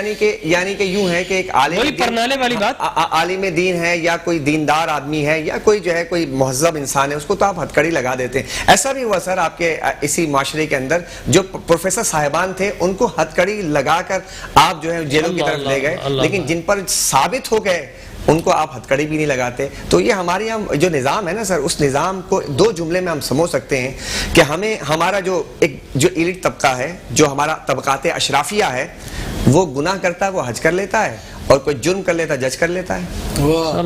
تو یہ ہمارا نظام ہے. تو دوبارہ کہیے یہ ہمارے یہاں نظام یہ کہ ہمارے یہاں وہ جو یعنی ایلیٹ طبقہ جو ہمارا بہت بڑا طبقہ ہے, وہ جب کوئی گناہ کرتا ہے وہ حج کرتا ہے, اور اس کے جو ہے سوشل میڈیا پر وائرل بھی ہو جاتی ہے کہ ہاں حج کرنے گئے اور ان کے لیے دروازے بھی کھول دیے گئے خانہ کعبہ کے. تو 100 مرتبہ خانہ کعبہ کے اندر سجدہ کر لے, لیکن تو لوگوں کے حق مار کے آیا, اللہ تبارک و تعالیٰ اس وقت تک تیرے گناہ معاف نہیں کرے گا جب تک حقدار کو حق ادا نہ کر دے.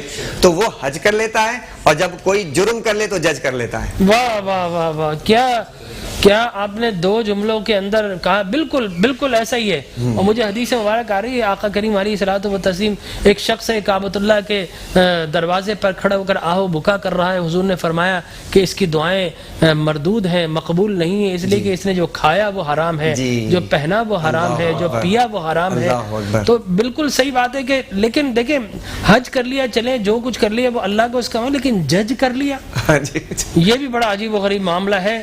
اور میں معذرت کے ساتھ کہوں گا کہ اگر اعدلوا هو اقرب للتقوی کی آیت لکھی ہوئی ہے, جب بھی جائیں اگر اس آیت کو پڑھ کر جائیں اور خوف خدا ہو, آپ یقین جائیں کہ 2 دن کے اندر فیصلے ہوں, اور بڑے سے بڑے گناہگار جو ہے اگر کٹہرے میں کھڑے ہو جائیں انہیں سزا مل جائے. رسول اکرم صلی اللہ علیہ وسلم کے زمانے میں کتنے ہاتھ کٹے, دور فاروقی میں چند ہاتھ کٹے, لیکن سارے ہاتھ سلامت ہو گئے, سارے گھر سلامت ہو گئے, بیوہ سلامت ہو گئی, وہ بیوہ ہونے سے بچ گئی ہے. 1-2 کو فقط سنگسار کیا گیا, معاشرے سے زنا ختم ہو گیا ہے. آپ کو اسلامی سزائیں اگر 1-2 مرتبہ دے دیں تو آپ یقین جانیے کہ معاشرے کے اندر پھر جرائم ختم ہو جائیں گے. لیکن ہمارا المیہ یہ ہے کہ ہم جرم کو ہوتے ہوئے بھی دیکھتے ہیں, جرم کرتے ہوئے بھی دیکھتے ہیں, جرم کی اعانت بھی کرتے ہیں, اور مجرموں سے پردہ پوشی بھی کرتے ہیں, اور اس کے بہت سارے عوامل ہیں. نتیجہ یہ نکل رہا ہے کہ پاکستان اسلامی تعلیمات کا گہوارہ بننے کے لیے, آپ لوگ بولتے ہیں کہ جناب مذہب ملا پن دکھا رہے ہیں, تو میں کہتا ہوں یہ ملا پن تھا تبھی تو پاکستان بنا تھا. آپ پاکستان کی سیاست کے اندر لا الہ الا اللہ لے کر آئے تھے صاحب, تبھی تو پاکستان بنا تھا. پاکستان جو ہے وہ اسلام کا مرہون منت ہے, اسلامی نظام نافذ کر دیجئے, موقع ہے. اگر نافذ کر دیا تو انشاءاللہ یہ قوم بھی آپ کو یاد رکھے گی, اللہ بھی اجر دے گا. نہیں کریں گے تو پھر ہم مزید تنزلی کی طرف جائیں گے. محمد علی صاحب میں آپ کی طرف آتا ہوں. گفتگو تھوڑی سی مسترب سی اور تلخ سی ہوتی جا رہی ہے. میں آپ سے گزارش کروں گا کہ کچھ ڈر سنائیے, وہ جو بددیانت ہے, منافق کی نشانیاں ہیں, اور وہ کہ جو قوم اگر کہا نا کہ اگر جھوٹی قسمیں کھائے تو اللہ تبارک و تعالیٰ ان پر ظالم و جابر حاکم مسلط کر دیا کرتا ہے. تو ارشاد فرمائیے اس پر. جی ڈاکٹر صاحب, مفتی صاحب نے ماشاءاللہ بڑا تفصیلاً جو ہے وہ چیزوں کو بیان کیا. لیکن رسالت میں آپ صلی اللہ علیہ وآلہ وسلم نے ایک بات ارشاد فرمائی کہ मौला मेरे कायनात से गुफ्तगू करते हुए, असहाब कराम से गुफ्तगू करते हुए कि गुनाह की 4 किस्में हैं, और कहा कि एक किस्म वो है कि जिसको अल्लाह माफ़ कर देगा, एक किस्म वो है कि जो तौबा से माफ़ हो जाएगी, एक किस्म वो है कि मैं रसूल तुम्हारी शफात और तुम्हारे गुनाह को माफ़ करवाऊंगा, मेरी आल तुम्हारे गुनाहों को माफ़ करवाएगी। चौथी किस्म वो है कि जो ना मैं माफ़ करवाऊंगा, ना अल्लाह माफ़ करेगा, ना तुम्हारी तौबा से बख्शे जाएंगे।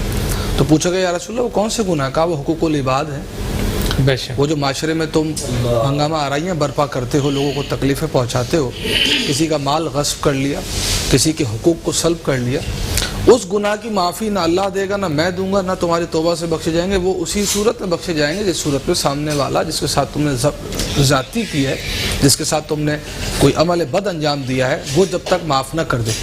बात ये डॉक्टर साहब कि हमारे पास एक पैरामीटर मौजूद है कि हम कहा गया कि किसी खाइन को हाकिम ना बनाओ, किसी झूठे को हाकिम ना बनाओ।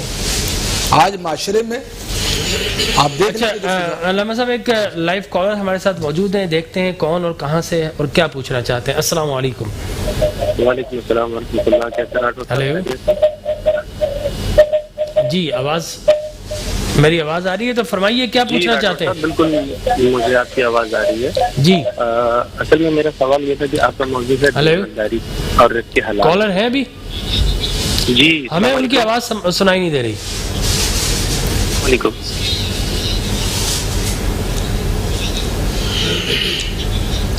जी, मुझे लगता है कि कॉल डिस्कनेक्ट हो गई। जी अल्लामा साहब कंटिन्यू कीजिए। तो डॉक्टर साहब ये सूरत हाल है। अब देखें ना, जब तक के कहा खाइन को झूठे को हाकिम ना बनाओ, आज हमारे जो हुक्मरान तबका है उसका आप झूठ का आलम देख लें, आप उसके खाइन होने का आलम देख लें कि वो बबांगे दोहल मीडिया में बैठ के कह रहा है कि 1.25 अरब रुपए का राशन तकसीम हो गया, लेकिन हमने लोगों की इज्जत नफ्स को मलूज़ खातिर रखते हुए उनके नामों को आश्कार नहीं किया। 1.25 अरब रुपए। इसी तरह से जो बातें हुक्मरानी में आने से पहले की जाती रहीं, आज उनसे सारा इनराफ करके वही अमल अंजाम दिया जा रहा है कि जो साहब का हुक्मरान अंजाम दिया करते थे। यानी कौल फेल में तजाद है। गरीब आज अस्पतालों में कोई अगर आम मर्ज को लेके जा रहा है तो उसको कोरोना का मरीज कहकर आइसोलेशन में डाला जा रहा है, उसको करंटीना किया जा रहा है, लाशों को उठा के दफनाया नहीं जा रहा, जबकि वाज़े तौर पर अब इंटरनेशनल मीडिया और मैं आपको एक और तल्ख बात बताऊं, चाइना से N95 मास्क आए, हमने ना जलजला छोड़ा, ना हमने सैलाब छोड़ा, ना हमने कोरोना छोड़ा। आप यकीन जानिए कि वो डॉक्टर्स के लिए जो पीपी किट्स आई थी, जब आई थी, वो मार्केटों में बिक रही है। N95 जो पहले आपको मिल जाता तकरीबन कोई 200-250 का, अब वो 2500 रुपए का है, मार्केट में बिक रहा है। आया था डॉक्टर्स के लिए, पेशेंट्स के लिए, मार्केट में बिक रही चीज़ें। सर एक नाज़रीन इकराम, ये बड़ी तकलीफ दे हक़ाइक़ हैं जिनको बताते हुए शर्म भी आती है, तकलीफ भी होती है, लेकिन न जाने हम कितनी दूर चले गए इस्लाम की तरफ। अल्लाह ने ये मुसीबत भेजता है अल्लाह बाज़ औक़ात कि पलट कर वापस आ जाओ मेरी जानिब। बाज़ मसाइब इसलिए आते हैं, मौला अली करमुल्लाह वजहुल करीम से पूछा ना कि आजमाइश क्या है, मुसीबत और अजाब क्या है, कहा कि अगर तुम पलट कर अल्लाह की तरफ आ गए तो आजमाइश है, और अल्लाह से दूर चले गए तो अजाब है। फैसला खुद कर लीजिए कि इस मुसीबत के दौर में भी हम किस तरफ जा रहे हैं। दुनिया बदल रही है, लेकिन मुझे लगता है शायद हम नहीं बदल रहे। बदलने की जरूरत है, खुद को बदलिए। मैं अपने लिए कोशिश करता हूँ, आप अपने लिए कोशिश कीजिए, पहले खुद को बदलिए तो इंशाल्लाह आपको दुनिया बदली हुई नजर आएगी। एक मुख्तसर सा वक्फे के बाद इंशाल्लाह फिर शर्फ मुलाकात हासिल होगी।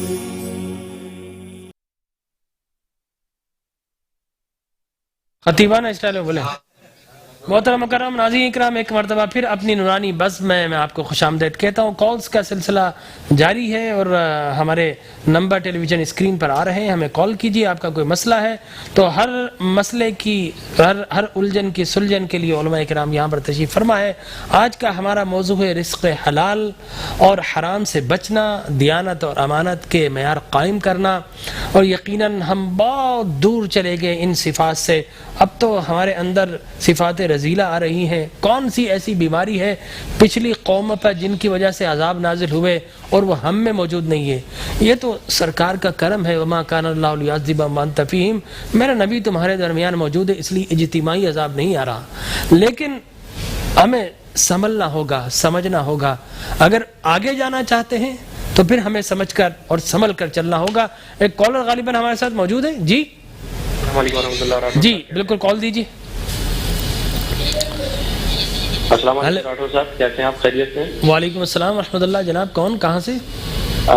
سر میرا نام عاطف ہے, میں نازم آباد سے بات کر رہا ہوں. جی جی جی جی آصف صاحب فرمائیے. میرا مفتی صاحب سے ایک چھوٹا سا سوال ہے کہ دیانتداری اور رزق حلال جو آپ لوگوں کا ٹاپک ہے, تو کیا یہ صرف کاروبار میں ہی ضروری ہے یا اور معاملات میں بھی اس کے لیے اس کی ضرورت ہے؟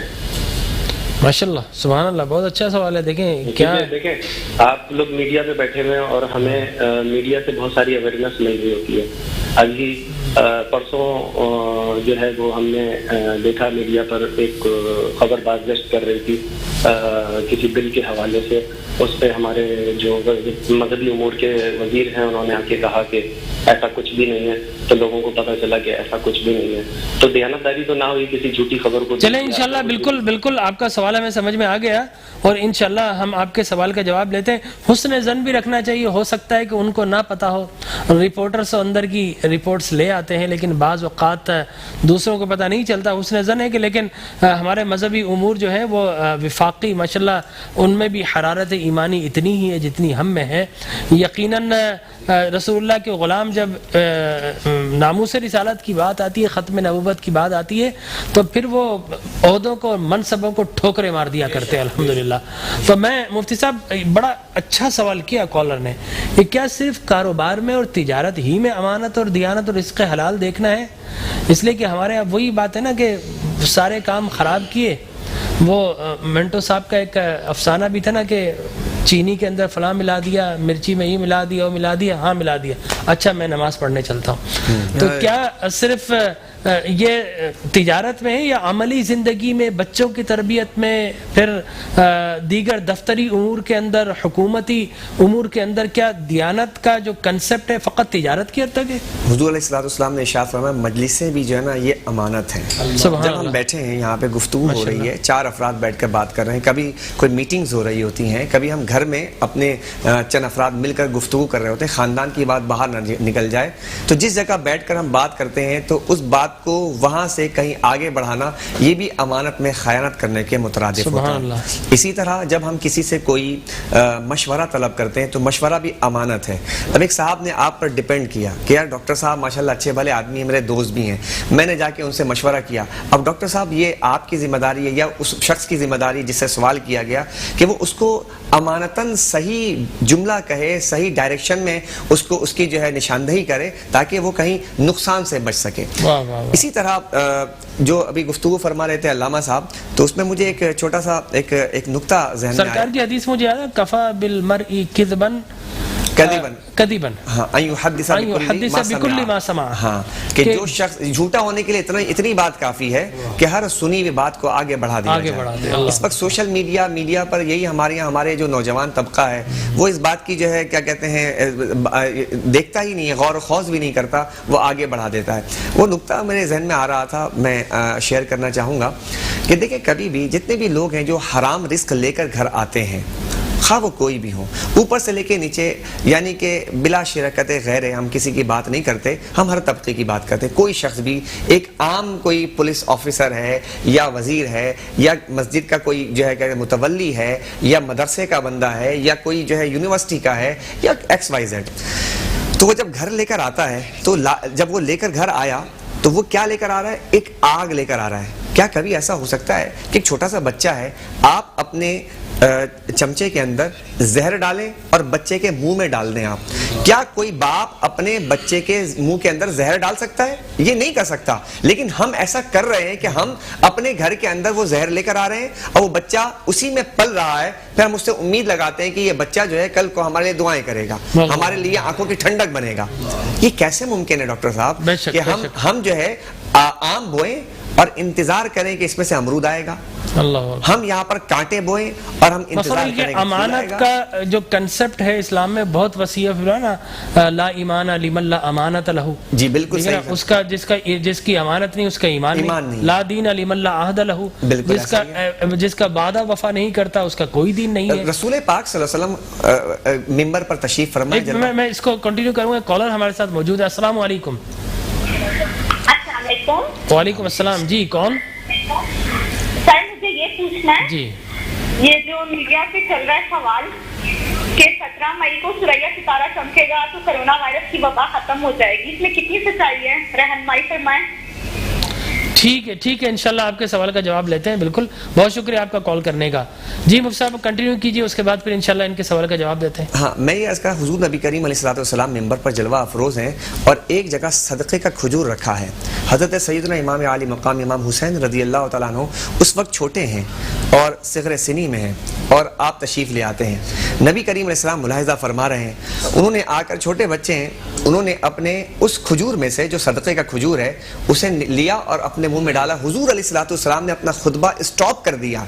ये एक जिम्मेदारी आपने बताई कि उम्मत के बड़े की, एक बाप की, एक नाना की और एक घर के सरपरस्त की जिम्मेदारी बताई। आपने अपना खुतबा स्टॉप किया और आप उतरकर उनके मुंह से वो खजूर निकाल कर जुमला इरशाद फरमाया कि ए हुसैन, अल्लाह ने सदका आले मोहम्मद पर हराम किया है। सुभान अल्लाह, अल्लाहु अकबर। यानी इस जगह, इस मकाम पर, और फिर यहाँ पर वो बात कि आप अंदाजा लगाएं कि सदका आले मोहम्मद पर हराम है। जो इस वक्त लॉकडाउन की कैफियत अभी है, इसमें जो सैयदजादे हैं, सादात किराम हैं, वो सादात किराम के बारे में भी तो कोई सोचे, हुकूमत सोचे, अहले सरवत सोचे कि उनके घरों में वो ज़कात ले नहीं सकते।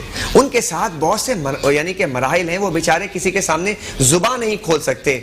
लिहाजा हमें भी देखना चाहिए अतराफ व अकनाफ में। अच्छा मुफ्ती साहब, सूरत हाल ये है कि मोहम्मद अली साहब आपसे भी मुखातिब हूँ कि सूरत हाल ये है कि हम बाज़ औक़ात जो है वो बड़ी बड़ी रैलियाँ निकालते हैं, बड़े बड़े जुलूस निकालते हैं और उस पर जो हमारे सेठ हजरात होते हैं वो बड़े बड़े चंदे भी देते हैं और इलेक्शन की कैंपेन्स के अंदर भी बड़े बड़े चंदे देते हैं। लेकिन इस लॉकडाउन की कैफियत में अगर ज़कात भी पूरी निकाल दें तो आप यकीन जानिए किसी गरीब के पेट पर पत्थर बंधा हुआ नजर नहीं आएगा। और ज़कात के अलावा जो है अपने साफ माल से सैयद को दे, सादात को इस वक्त खिदमत की जरूरत है, उनको आप ज़कात भी नहीं दे सकते, सदका भी नहीं दे सकते, उनकी इआनत कीजिए खुदा के लिए। और हमने एक ड्राइव शुरू की है मुस्तफ़ा चैरिटेबल ट्रस्ट से अल्हम्दुलिल्लाह सादात की खिदमत के लिए। तो मैं चाहूँगा कि कोई साहिब दर्द और साहिब दिल हो, इसलिए कि हम खुद नुमाई के लिए तो न जाने क्या कुछ खर्च कर देते, लेकिन सादात की खिदमत के लिए आज कोई नहीं कर रहा। कोई है साहिब हैसियत तो ज़रूर आगे आए, यकीनन उसका अजर अल्लाह के रसूल देंगे। हुजूर ने फरमाया, मेरी आल से अगर किसी ने मोहब्बत की, इस दुनिया में बदला नहीं मिला, कल क़यामत मैं खुद अता करूंगा। जब कोई किसी को कुछ नहीं दे सकेगा तो रसूलुल्लाह उस वक्त अपनी आल की मोहब्बत करने वाले को जरूर अता फरमाएंगे। एक कॉलर हमारे साथ मौजूद है, देखते हैं कौन और कहां से और क्या पूछना चाहते हैं। अस्सलाम वालेकुम। जी अस्सलाम वालेकुम। वालेकुम अस्सलाम। जी कौन साहब? जी मैं मसूद हुसैन बात कर रहा हूँ कराची से। जी आपका प्रोग्राम देखा, बहुत प्यारा प्रोग्राम है, बहुत अच्छा आपने टॉपिक रखा हुआ है।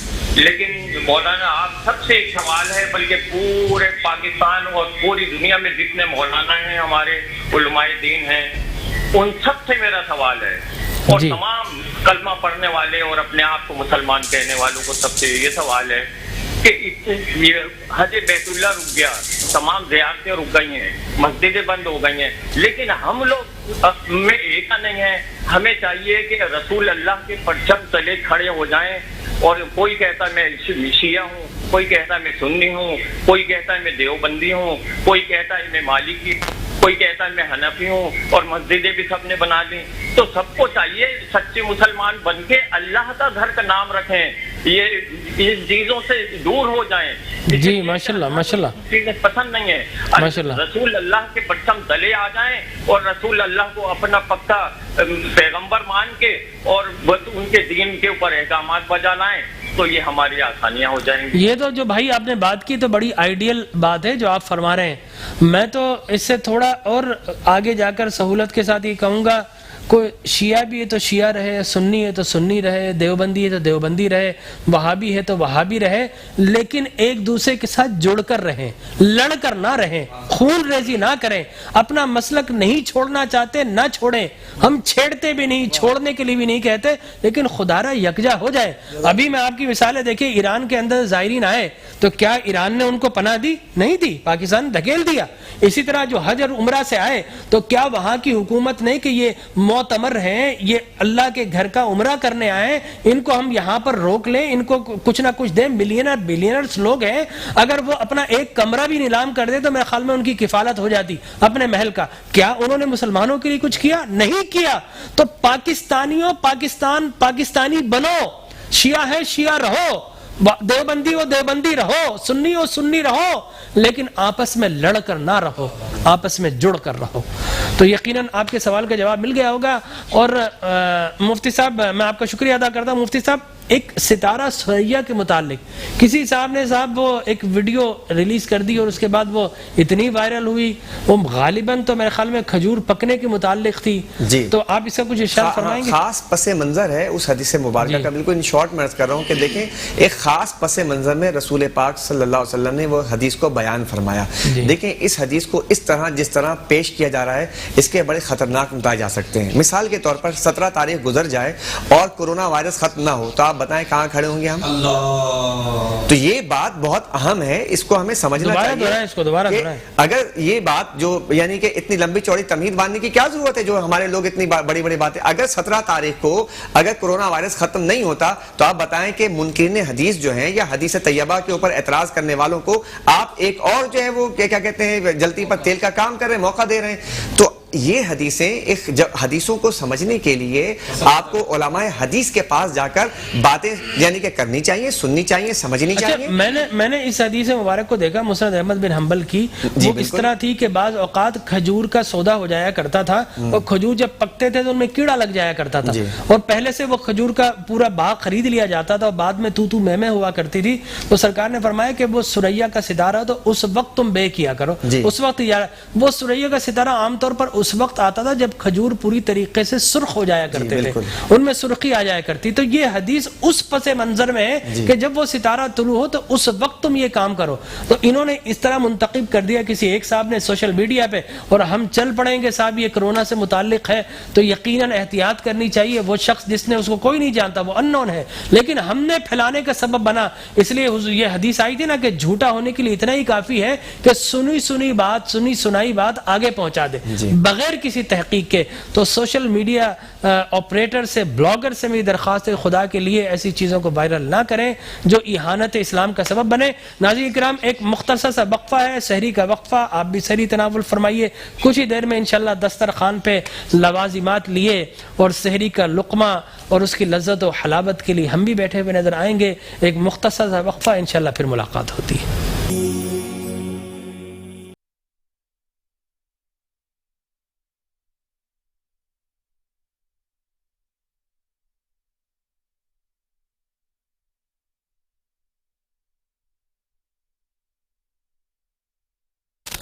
محترم مکرم ناظرین کرام السلام علیکم ورحمۃ اللہ وبرکاتہ۔ ماشاءاللہ سحری کا دسترخوان سجا ہے اور اللہ کی دی ہوئی نعمتوں سے استفادہ کر رہے ہیں، اور حضور اکرم صلی اللہ علیہ وسلم کی سنت رات کے اس پہر مسلمان ادا کر رہے ہیں۔ عام طور پر تو اس وقت انسان سو رہا ہوتا ہے، لیکن ماہ رمضان کی کتنی برکتیں ہیں کہ جب وہ سحری کے لیے اٹھتا ہے، کھانا کھاتا ہے تو اسے یاد آتا ہے کہ ہمارے نبی نے تہجد پڑھی تھی، تو وہ قدرے جلدی اٹھ کر تہجد بھی پڑھتا ہے، پھر سحری بھی کرتا ہے اور پھر نماز فجر بھی ادا کرتا ہے۔ تو یقین جانیے کہ اسے نور علی نور اتنی اللہ تبارک و تعالی کی رحمتیں اور برکتیں اور پھر اس کے ساتھ صحت بھی ملتی ہے۔ دسترخوان پر ہم رسول مکرم صلی اللہ علیہ وسلم کی چھوٹی چھوٹی سنتیں اور میڈیکل سائنس کے متعلق گفتگو کر رہے ہیں گزشتہ 3-4 دن سے۔ حضور اکرم تاجدار کائنات صلی اللہ علیہ وسلم نے ہمیشہ انگلیوں سے کھانا کھایا۔ آج ہم لوگ یہ دیکھتے ہیں کہ ہم بعض اوقات اسپون یوز کر لیتے ہیں، بعض اوقات جو ہے اور دیگر چیزیں، اور چائنا میں جہاں وہاں اسٹکس ہوا کرتی ہے وہ کر لیتے ہیں، لیکن حضور اکرم صلی اللہ علیہ وسلم کی سنت مبارکہ اتنی پیاری ہے کہ میڈیکل سائنس یہ کہتی ہے کہ جب ہاتھوں سے آپ کھانا کھاتے ہیں تو اس کا مطلب پہلے آپ ہاتھ واش کریں گے، ہاتھوں سے کھانا کھائیں گے تو آپ کو یہ پتہ چلے گا کھانا گرم ہے یا ٹھنڈا ہے، اس کی نوعیت کا پتہ چل جائے گا کھانے کا۔ پھر اس کے بعد اس لیے کہ آپ نے گرم اگر لقمہ لے لیا تو آپ کی میوکس ممبرین جو میوکوزا جو آپ کی اورل پوری میوکوزا ہے جو منہ کے اندر وہ جل جائے گی، آپ کو چھالے ہو جائیں گے، اور پھر حلق کے اندر اور پھر ایسوفیگس کے اندر گرم گرم لقمہ جائے گا تو یقینی طور پر اس کی دیواروں کو بھی، معدے کی اسٹمک کی دیواروں کو بھی وہ ڈیمیج کر سکتا ہے۔ تو ہاتھوں سے کھانے کی پہلی تو ایک حکمت یہ ہے کہ آپ کو کھانے کے متعلق پتہ چل جائے گا۔ اس کے بعد دوسری حکمت یہ ہے کہ جب اب ہاتھوں سے کھانا کھاتے ہیں، ہمارے ہاتھوں کے اندر بہت سارے سینٹرز ہیں باڈی کے، آپ ایکو پنکچر کے ڈاکٹر سے پوچھیں تو بولتے ہیں کہ پورے جسم کے سینٹر یا تو آپ کی اس ہتھیلی کے اندر ہے یا آپ کے پیر کی تلوے کے اندر ہے. لہٰذا جب ہم کھانا کھا رہے ہوتے ہیں تو اس کا مطلب یہ ہے کہ ہمارے سارے وہ اعضاء جو ہماری انگلیوں کے اندر ہے، فلنجز ان کے اندر ہیں، ان کا تعلق براہ راست نظام ہاضمہ سے ہے. یہ میڈیکل سائنس تحقیق کر کے بتا رہی ہے. لہٰذا اس کا مطلب جب ہم انگلیوں سے کھائیں گے تو ہمارا ڈائجسٹو سسٹم ہے زیادہ افیکٹولی جو ہے وہ رول پلے کرے گا اور ہمارے کھانے کو ہضم کرنے کے لیے معاون و ممد ثابت ہوگا. اچھا، اس کے بعد اس کی ایک حکمت اور بھی ہے کہ رسول مکرم صلی اللہ علیہ وسلم کھانا کھا کر بعض اوقات انگلیاں چاٹ لیا کرتے تھے. ٹھیک ہے نا. اس انگلیاں چاٹنے کی بھی بڑی حکمت ہے. میڈیکل سائنس یہ کہتی ہے کہ جی انگلیاں آپ کے جتنے بھی وائٹامنس اور منرلس ہیں وہ ان انگلیوں پہ چپک جاتے ہیں. آپ نے دیکھا ہوگا کھانے کے عام طور پر آپ کے پاس جو ترئی ہے اور کڑی ہے وہ آپ کے پیٹ میں چلی جاتی ہے اور آپ کے جتنے بھی منرلس ہیں، آپ کے نمکیات ہیں، آپ کے وائٹامنس ہیں، وہ اس پر چپک جاتے ہیں. جب آپ انگلیاں چاٹتے ہیں تو اس کا مطلب ہے کہ سارے وائٹامنس جو ہے وہ آپ کے جزو غذا بن چکے ہیں. اور حضور اکرم تاجدار کائنات صلی اللہ علیہ وسلم سنت مبارکہ. اس کے بعد پھر آپ نے کہا کہ چھوٹے لقمے لو اور چبا کر کھاؤ. ٹھیک ہے نا. اور گفتگو کرو. کتنی پیاری رسول اللہ کی سنت مبارکہ. بڑے لقمے لیں گے، پتہ ہی چلے گا کہ آپ جب 4 آدمیوں کے سامنے کھائیں گے تو بڑی مشکل سے لقمہ جائے گا، وہ ایک بے ادبی ہوگی. ہمارے یہاں تو بڑا عجیب و غریب معاملہ ہے کہ اکثر آج کل جو ہے بے ادب پر بات کر رہے ہوتے ہیں، لیکن جو ہے حضور اکرم یہ ایک جملہ آ گیا. حضور اکرم صلی اللہ علیہ وسلم نے کھانے کے آداب میں بتایا چھوٹے لقمے لو، سلیقہ پتہ چلے گا، تمہیں پتہ چلے گا تمہاری شخصیت کیسی ہے، تمہارا وقار کیسا ہے. اور ٹھہر ٹھہر کر کھانا کھاؤ، گفتگو اچھی کرو. اچھی گفتگو کرنے سے کیا ہوتا ہے کہ ہماری پیرا سمپیتھٹک ایک اسٹیمولیشن ہے 2 طرح کی، سمپیتھٹک اور پیرا سمپیتھٹک. سمپیتھٹک اسٹیمولیشن یہ ہوتی ہے کہ آپ کو کوئی ڈر ہے، خوف ہے، کوئی حملہ کرنے والا، آپ غصے سے تھر تھر کانپ رہے ہوتے ہیں یا خوف سے کسی کا پیشاب خطا ہو گیا. یہ سمپیتھٹک اسٹیمولیشن ہے، انسان کو الرٹ کرتی ہے. پیرا سمپیتھٹک اسٹیمولیشن انسان کو کام اور پیسفل کرتی ہے، پرسکون رکھتی ہے. جب کھانے کے دوران آپ اچھی گفتگو کریں گے پیرا سمپیتھٹک اسٹیمولیشن زیادہ ہوگی. اس کے نتیجے میں آپ کا جو ڈائجسٹو سسٹم ہے، آپ کا ہیپیٹک، لیور کا، جگر کا سسٹم ہے، پینکریاز ہے، یہ پوری طریقے سے افیکٹولی کام کریں گے اور اللہ تبارک و تعالی کھانے کو جزو بدن بنانے کے لیے آپ کا یہ سمپیتھٹک اسٹیمولیشن رسول اللہ کی سنت جو ہے بہت بڑے ہتھیار کے طور پر آپ کی مدد کرتی ہے. اور چھوٹے بڑا لقمہ جو آپ فرما رہے ہیں جی تو اس سے یہ بھی نکل سکتا ہے ڈاکٹر صاحب کہ یعنی کہ جب بڑا لقمہ لیں گے تو آپ کا چہرہ جو ہے وہ بگڑ جائے گا اور سامنے والا جو دیکھنے والا رسول پاک کتنا خیال رکھتے ہیں کہ میرے امتی کا جو ہے چہرہ کسی کے سامنے بگڑا ہوا بھی نہ ہو. کیا بات ہے، کیا بات ہے، سبحان اللہ. بڑی اور لیکن ایک بات اور بتاؤں میڈیکلی، آپ بڑا لقمہ لیں گے تو آپ یاد رکھیے کہ آپ کے نظام ہاضمہ میں، آپ کے ایسوفیگس میں، آپ کے اسٹومک میں، آپ کی ڈیوڈینم میں، آپ کی ہیلیم میں کسی بھی جگہ پر دانت نہیں ہے. دانت اللہ نے منہ میں دیے ہیں. بڑا لقمہ لیں گے تو چوئنگ صحیح نہیں ہوگا، آپ اس کو اچھی طریقے سے چبا نہیں پائیں گے. کچھ آپ نگل لیں گے، کچھ آپ چبا لیں گے. اس کا نتیجہ یہ نکلے گا کہ اب میدا جو ہے اس کو پوری طریقے سے گرائنڈ نہیں کر پا رہا، اس لیے کہ چبی ہوئی چیز نہیں آئی ہے. اس کا نتیجہ یہ نکلتا ہے کہ آپ کو ڈکاریں آئیں گی، آپ کو بدہضمی ہوگی اور بعض اوقات جو ہے گٹ موومنٹ زیادہ بڑھ جاتی ہے تو ڈائریا انسان کو ہو جاتا ہے. لہٰذا چھوٹے لقمے لیں، چبانے میں آسانی ہوگی، ہضم کرنے میں آسانی ہوگی. تو رسول اللہ نے 14.5 صدیاں قبل اپنی امت کو جو تعلیم فرمایا تھا، آج میڈیکل سائنس رسول اللہ کی عظمتوں پر خطبے پڑھتی ہوئی نظر آتی ہے. ٹھیک ہے نا. اور ہمیں ویسے رہنا بھی ایسے ہی چاہیے جس طرح ہماری زبان جو ہے وہ دانتوں کے درمیان ہے، تو ہمیں بھی اپنے دشمنوں کے درمیان ایسے ہی رہنا چاہیے کہ دانت ہمیشہ پکڑنے کی کوشش کرتی ہے لیکن زبان کو پکڑ نہیں پاتی. نہیں، یہ بھی ہے کہ بڑا لقمہ لیں گے تو زبان بھی دانتوں کے بیچ میں آ سکتی ہے. ٹھیک ہے نا. اور پھر حضور اکرم صلی اللہ علیہ وسلم کی ایک بڑی پیاری سنت ہے کہ آپ نے فرمایا کہ جب کھانا کھاؤ تو چبانے کی آواز نہ نکالو. جی. ٹھیک ہے نا. اس لیے کہ آپ جب چپ چپ کر کے کھاتے ہیں تو اس کا مطلب یہ ہے کہ آکسیجن بھی آپ کے اسٹمک میں جا رہی ہے. آکسیجن کی ضرورت ہے آپ کے پھیپھڑوں کو، آپ کے اسٹمک کو، معدے کو آکسیجن کی ضرورت نہیں ہے. جب آپ چپ چپ کر کے کھاتے ہیں تو اس سے جو ہے دوسرے والے کو ایک برا تاثر بھی جاتا ہے, آواز نکالتا ہے, بولتا ہے کس طرح کھا رہا ہے, یہ چپ چپ کھا رہا ہے. تو انسان جانوروں کی خصلت ہے, انسان تو بڑے تحمل کے ساتھ ٹھہر ٹھہر کر گفتگو کر کے کھائیں. اگر آپ اس طرح کھائیں گے تو اس کے نتیجے میں اسٹومک کے اندر آکسیجن جائے گی, فلنس ہو جائے گی, اور پوری طریقے سے جو وہ اپنا کام کرنا چاہتا تھا معدے کا وہ نہیں کر سکے گا. لہٰذا حضور اکرم صلی اللہ علیہ وسلم کی جتنی بھی تعلیمات ہے آج میڈیکل سائنس الحمدللہ اس کی تصدیق کرتی ہوئی نظر آتی ہے.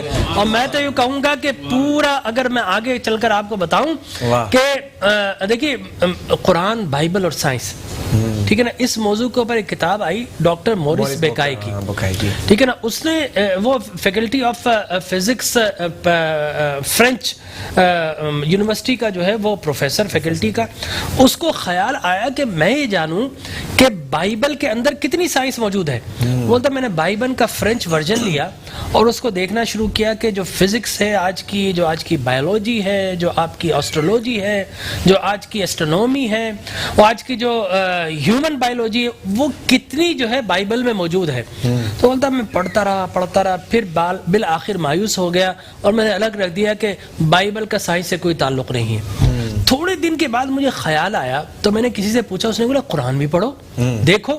تو بولتا میں نے قرآن کا فرینچ ورژن بڑی مشکل سے ملا, پھر میں نے تطبیق کرنے کی کوشش کی, پھر باقاعدہ میں نے عربی سیکھی اور ان کے مختلف معنی دیکھے لغت سے, اور اس کے بعد پھر میں نے سائنس کو سامنے رکھا.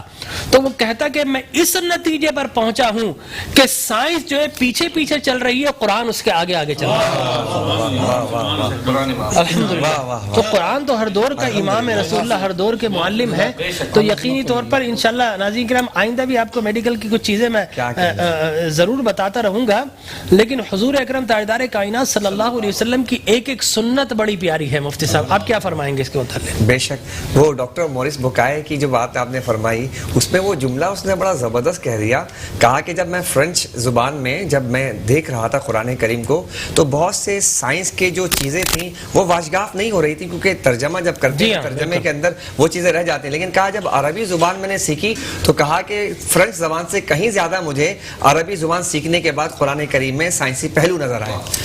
نبی پاک صلی اللہ علیہ وسلم کی جو سنت ادا ہے, دیکھیں اللہ تبارک و تعالیٰ نے دنیا میں تمام چیزیں پیدا کی. اب اس میں کچھ اچھی چیزیں بھی ہیں, کچھ خراب چیزیں بھی ہیں.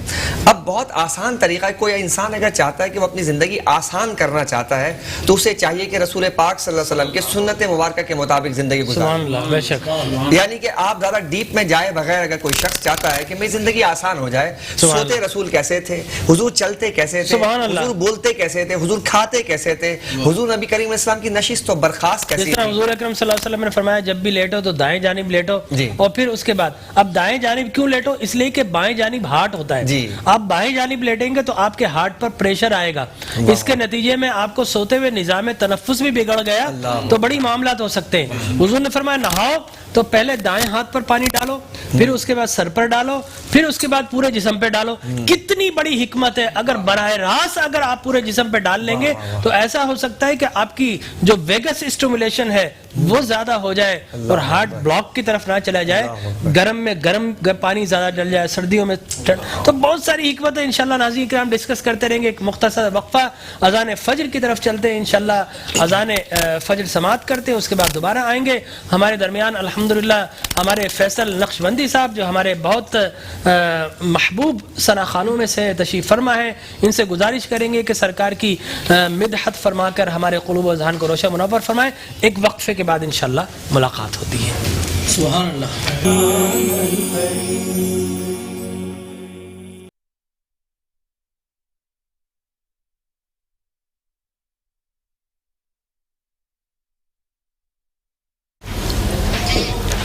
السلام علیکم ورحمۃ اللہ وبرکاتہ. ناظرین اکرام, ایک مرتبہ پھر نور سحر میٹرو ون ٹی وی کی خصوصی سحری نشریات اور ہمارے معزز علماء ذی وقار یہاں پر تشریف فرما ہے, اور ہمارے محترم فیصل نقشبندی صاحب تشریف فرما ہے. ہمارے ایک دوست ہیں عابد صاحب, انہوں نے بڑی محبت کے ساتھ فرمائش کی اور غالباً وہ پہلے بھی کر چکے ہیں کالز, اب پھر کال کر رہے ہیں. تو میں درخواست کروں گا فیصل بھائی سے کہ اس سے پہلے کہ ہم اذان فجر کی طرف جائیں اور وقت ہو, ایک نعت رسول مقبول صلی اللہ علیہ وسلم. حضرت ادیب رائے پوری رحمۃ اللہ علیہ کی نعت شریف. جی جی ماشاء اللہ, کیا بات ہے, واہ واہ. تمہاری یاد نے ڈالی ہے مشکلیں کیا کیا، تمہاری یاد نے، تمہاری یاد نے ٹالی ہے مشکلیں کیا کیا، تمہارے ذکر سے پائی ہے رفعتیں کیا کیا، تمہارے ذکر سے پائی ہے رفعتیں کیا کیا، تمہاری یاد نے، بس ایک رات کا مہمان بنانے کو،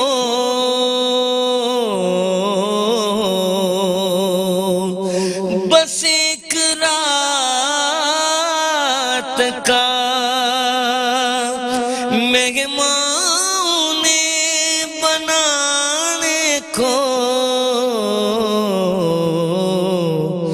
زمین سے عرش نے کی ہوں گی منتیں کیا کیا، زمین سے عرش نے بس ایک رات کا مہمان بنانے کو، زمین سے عرش نے کی ہوں گی منتیں کیا کیا، تمہاری یاد نے، گئے نہیں ہو مدینے ادیب تم، لیکن سنا رہے ہو وہاں کی حکایتیں کیا کیا، سنا رہے ہو وہاں کی حکایتیں کیا کیا، تمہارے ذکر نے بخشی ہے رفتیں کیا کیا.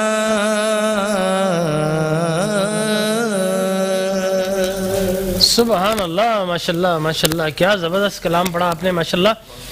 مفتی صاحب میں آپ کی جانب آؤں گا کہ بریک پر بلکہ سحری سے پہلے ہم گفتگو کر رہے تھے امانت و دیانت کی، تو کیا پہلی امانت کی درس کا کیا ماں کی گود نہیں ہوتی؟ کیا ماں کو تربیت نہیں کرنی چاہیے، والد کو تربیت نہیں کرنی چاہیے کہ آپ نے کس کس طریقے سے زندگی گزارنی؟ اس پر ارشاد فرمائیے.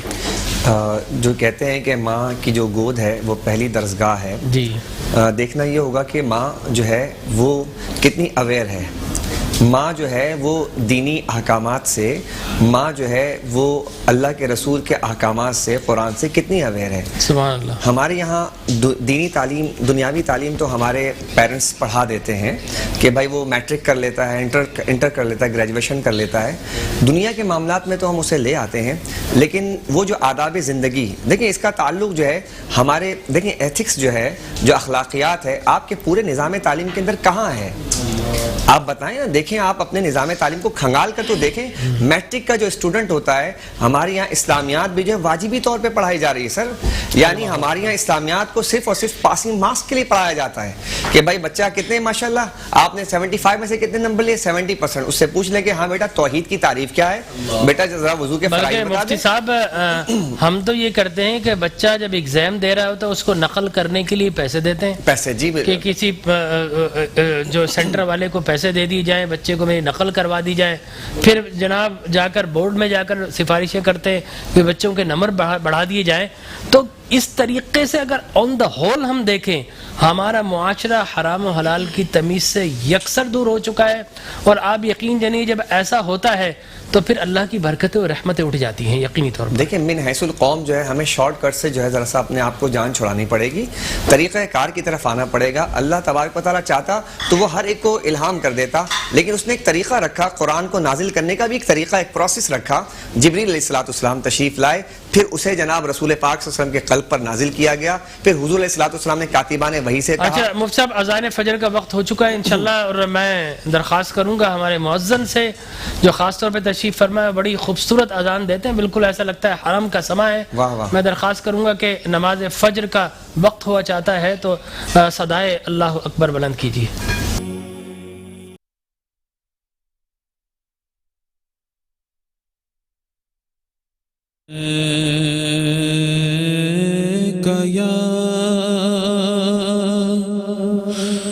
رسول اللہ وسلم علیک یا حبیب اللہ. اپنی رحمت کے سمندر میں اتر جانے دے، اپنی رحمت کے سمندر میں اتر جانے دے. بیٹھے کانا ہوں ازل سے، بیٹھے کانا ہوں ازل سے، مجھے گھر جانے دے. اپنی رحمت کے سمندر میں اتر جانے دے. خواہش ذات بہت ساتھ دیا ہے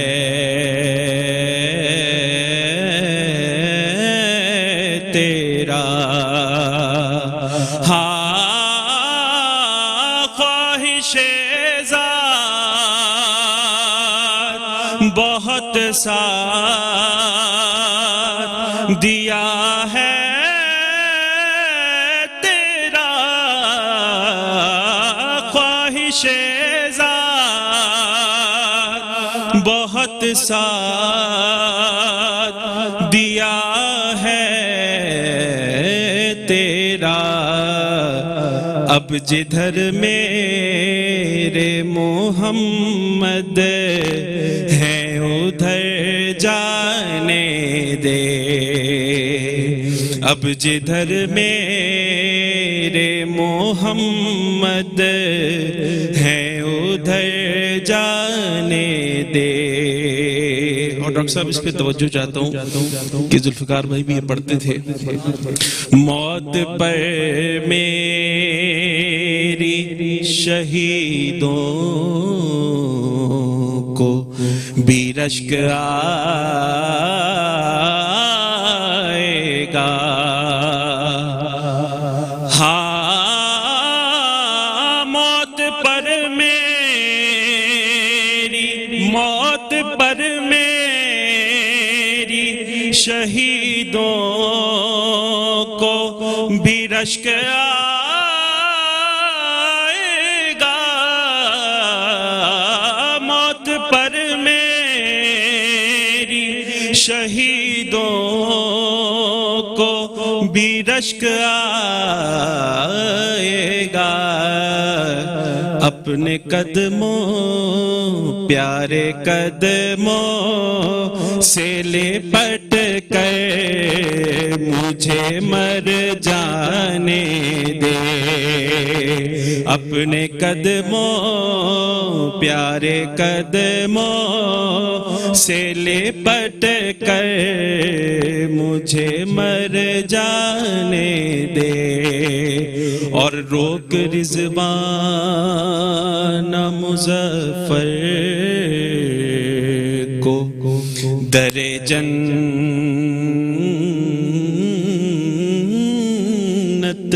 پر. ہاں روک رضوان مظفر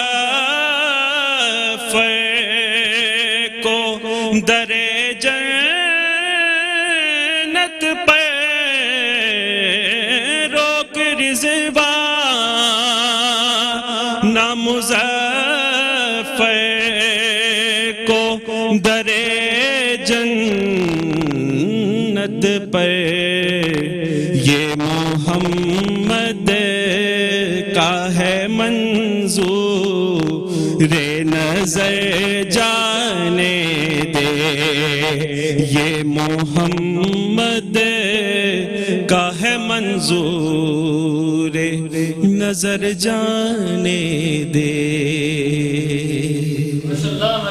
شہریار اسلم صاحب گلہائے عقیدت نچھاور کر رہے تھے، اور ماشاءاللہ جب یہ پڑھتے ہیں تو ایسا لگتا ہے کہ ذوالفقار حسینی صاحب کا رنگ ان میں چھلک رہا ہے. اور یقیناً میں دعا کروں گا جو گرفت تھی اور جو ان کا پڑھنے کی جو مٹھاس تھی وہ بھی اللہ تبارک و تعالیٰ آپ کو عطا فرمائے. انداز ہے لیکن ابھی ان تک پہنچنے میں بڑا وقت لگے گا. اللہ ایسے نابغے روزگار لوگ جو ہے کم ہی پیدا کرتا ہے، جیسے ذوالفقار بھائی کو پیدا کیا. ماشاءاللہ کیا خوبصورت اور سریل نعت خوات ہیں، لیکن آپ جب پڑھتے ہیں تو ان کی یاد ضرور آتی ہے. مفتی صاحب میں آپ سے درخواست کروں گا کہ بلکہ محمد علی صاحب، علامہ صاحب، میں آپ کی طرف آؤں گا کہ ایک مثالی ماں کو کیسا ہونا چاہیے. اسلام میں ہمیں بہت سی معزز خواتین نظر آتی ہیں جنہوں نے بچوں کی ایسی تربیت کی ہے، امانت ہو، عدالت ہو، دیانت ہو، شجاعت ہو، شہامت ہو، سخاوت ہو، سیاست ہو، تجارت ہو، زندگی کا کوئی شعبہ ہو، جہاں پر وہ جاتے ہیں اس شعبے کو بھی معراج عطا کر دیتے ہیں. تو ایسی مثالی ماؤں کے متعلق میں چاہوں گا آپ ضرور بتائیں، اور مخدومہ کائنات کی کیا شان ماشاءاللہ. ڈاکٹر صاحب بالکل آپ نے فرمایا کہ بچے کی پہلی تربیت گاہ جو ہے وہ ہے ماں کی آغوش. اور موامر کائنات علی بن طالب علیہ السلام کا ایک قول ہے کہ اپنے لیے بیوی نہ بلکہ اپنے بچے کے لیے ماں تلاش کریں. واہ. اس لیے ماں کو تربیت گاہ قرار دیا گیا کہ قرآن میں جو ہماری کیفیت بیان ہوئی، بسم اللہ الرحمن الرحیم، اخرجکم من بطون امہاتکم لا تعلمون شیئا. ہم نے جب تمہیں تمہاری ماؤں کے شکموں سے باہر نکالا، لا تعلمون شیئا، تم تو کچھ جانتے ہی نہ تھے. اب جب کچھ نہیں جانتے تھے تو ڈائریکٹ تو درسگاہ میں نہیں بھیجا جائے گا. ابتدائی ایام جو ہے وہ ماں کی تربیت گاہ، ماں کی آغوش اس کی تربیت گاہ بنے گی. اگر ماں تربیت یافتہ ہے تو وہ اوصاف، وہ تربیت اس میں بچے میں یقیناً منتقل ہوگی. اگر ماں ہی تربیت سے آ رہی ہے بے شک تو پھر بچے میں کہاں سے وہ اوصاف اپنے. کیا بڑی خوبصورت بات کی. تو ماں آج کے اس دور میں ادوار میں مفتی صاحب نے جیسے بات کی کہ ہم معاشرتی تعلیم پر تو بہت زور دیتے ہیں کہ دنیاوی تعلیم میں ہم نے بچوں کو ڈینٹسٹ بنا. اچھا میں آپ کو یہاں پر رکوں گا، غالباً کوئی آواز آپ کی کلیئر نہیں آ رہی. انشاءاللہ اس مسئلے کو حل کرتے ہیں. ٹیکنیکل فالٹس آ جاتے ہیں اور یہ بھی لائیو ٹرانسمیشن کا ایک حسن ہے یقینی طور پر. مفتی صاحب میں یہی سوال آپ کی خدمت میں اور آپ کی بارگاہ میں لے کر جاؤں گا, آپ کیا جواب دیں گے؟ رات کے یہ پچھلے پہر میں اور جو ہے آخری ساعتیں ہیں جب بالکل رات گزر رہی ہے, میں حضرت سیدہ آمنہ کا تذکرہ کروں گا. ابا کا مقام ہے اور آخری لمحات ہیں. وہ تاریخی جملہ جو آقا دو جہاں صلی اللہ علیہ وسلم 6 برس کے ہیں, اور وہ ماں کیا کہتی ہے؟ ماں کہتی ہے کہ میں جا رہی ہوں دنیا سے, لیکن میں پیچھے ایک ایسی اولاد چھوڑ کر جا رہی ہوں, وذکر باقین, کہ میرا ذکر باقی رہے گا. جب جب محمد عربی کو یاد کیا جائے گا, سیدہ آمنہ کائنات کو بھی یاد کیا جائے گا. یہ رات کے اس پہر میں اس ماں کی طرف تذکرہ اور توجہ دلوانا چاہوں گا ماؤں کو. آؤ آ کر دیکھو حضرت سیدتنا فاطمہ الزہرا رضی اللہ تعالی عنہا کی زندگی, امام عالی مقام کی کیا تربیت فرما رہی ہیں. ام سلیم کو دیکھیں جو انس بن مالک کی کیا تربیت فرما رہی ہیں. امام شافعی کی والدہ کو دیکھیں, یتیم بچے کو پال کر وقت کا امام بنا رہی ہیں.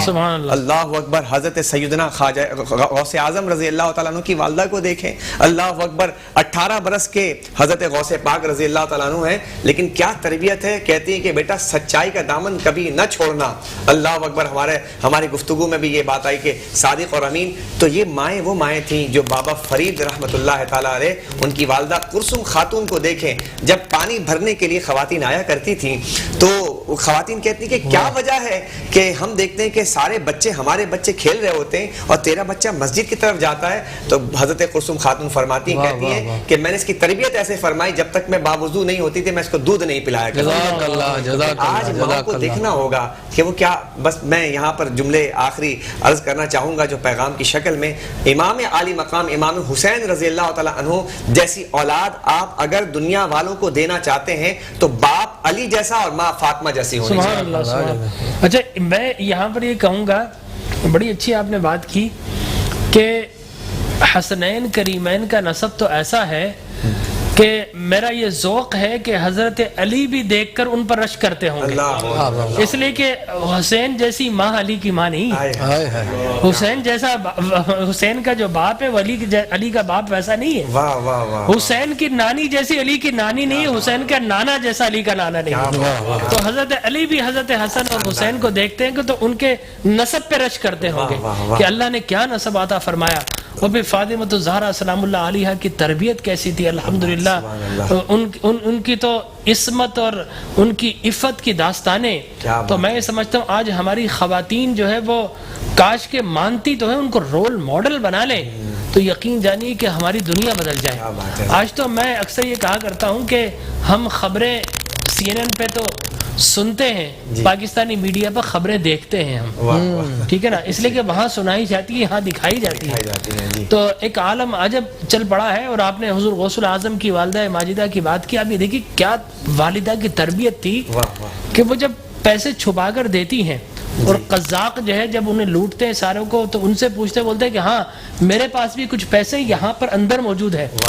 بولتے تلاشی میں نہیں نکلے, بولتے نہیں ہیں یہاں پر ہے. وہ جب انہوں نے اس کو کپڑے کو پھاڑا تو وہ پیسے نکل آئے, تو انہوں نے کہا کہ یہ تو چھپ گیا تھا, پیسے بچا سکتا تھا, یہ تو نے کس طرح ہمیں بتا دیا. تو حضور غوث الاعظم ہے نا عالم شباب میں فرماتے ہیں کہ میری ماں کی تلقین تھی کہ بیٹا جھوٹ نہ بولنا. تو وہ چور یہ کہتے ہیں اسے ماں کی تلقین یاد ہے, ہمیں رب کی تلقین یاد نہیں ہے, ہمیں نبی کی تلقین یاد نہیں ہے. تو وہ 40 چور تائب ہو جاتے ہیں اور پھر بعد میں اللہ کے ولی بن جاتے ہیں. تو یقینی طور پر ماؤں کی جو تربیت ہے وہ اولاد کی زندگی میں کلیدی رول رکھتی ہیں, اور آئندہ جا کر پھر وہ صداقت اور امانت کے پیکر بننے ہیں یا پھر وہ بددیانتی کے اسفل سافلین کے گڑھے میں گرنا ہے. یہ ماں کی تربیت. کیا ڈاکٹر صاحب آپ نے جو والدہ کا ذکر کیا سید حضرت غوث پاک کے, ان کے والد محترم, کیونکہ ہمارا موضوع یہی چل رہا تھا, ایک باپ سیب کھاتا ہے اور مخالف سمت سے آتا ہوا سیب ہے, لیکن وہ مالک کی اجازت کے بغیر کھایا گیا ہے, حالانکہ وہ کھا سکتا تھا کہ بھوک لگی تھی بھائی ایک چیز ہے زمین پر پڑی تھی, لیکن کیونکہ وہاں بھی تربیت موجود تھی وہ سیب کھانے, کیونکہ سیب آپ تو ماشاءاللہ ڈاکٹر آپ فقہاء کرام تو بولتے ہیں زمین پر کوئی کسی چیز پڑی مل گئی تو اس کی جی, تو وہ کھانے کے بعد بھی دل میں خیال آیا کہ ابھی اسے خون بننے میں کچھ لمحے ہیں,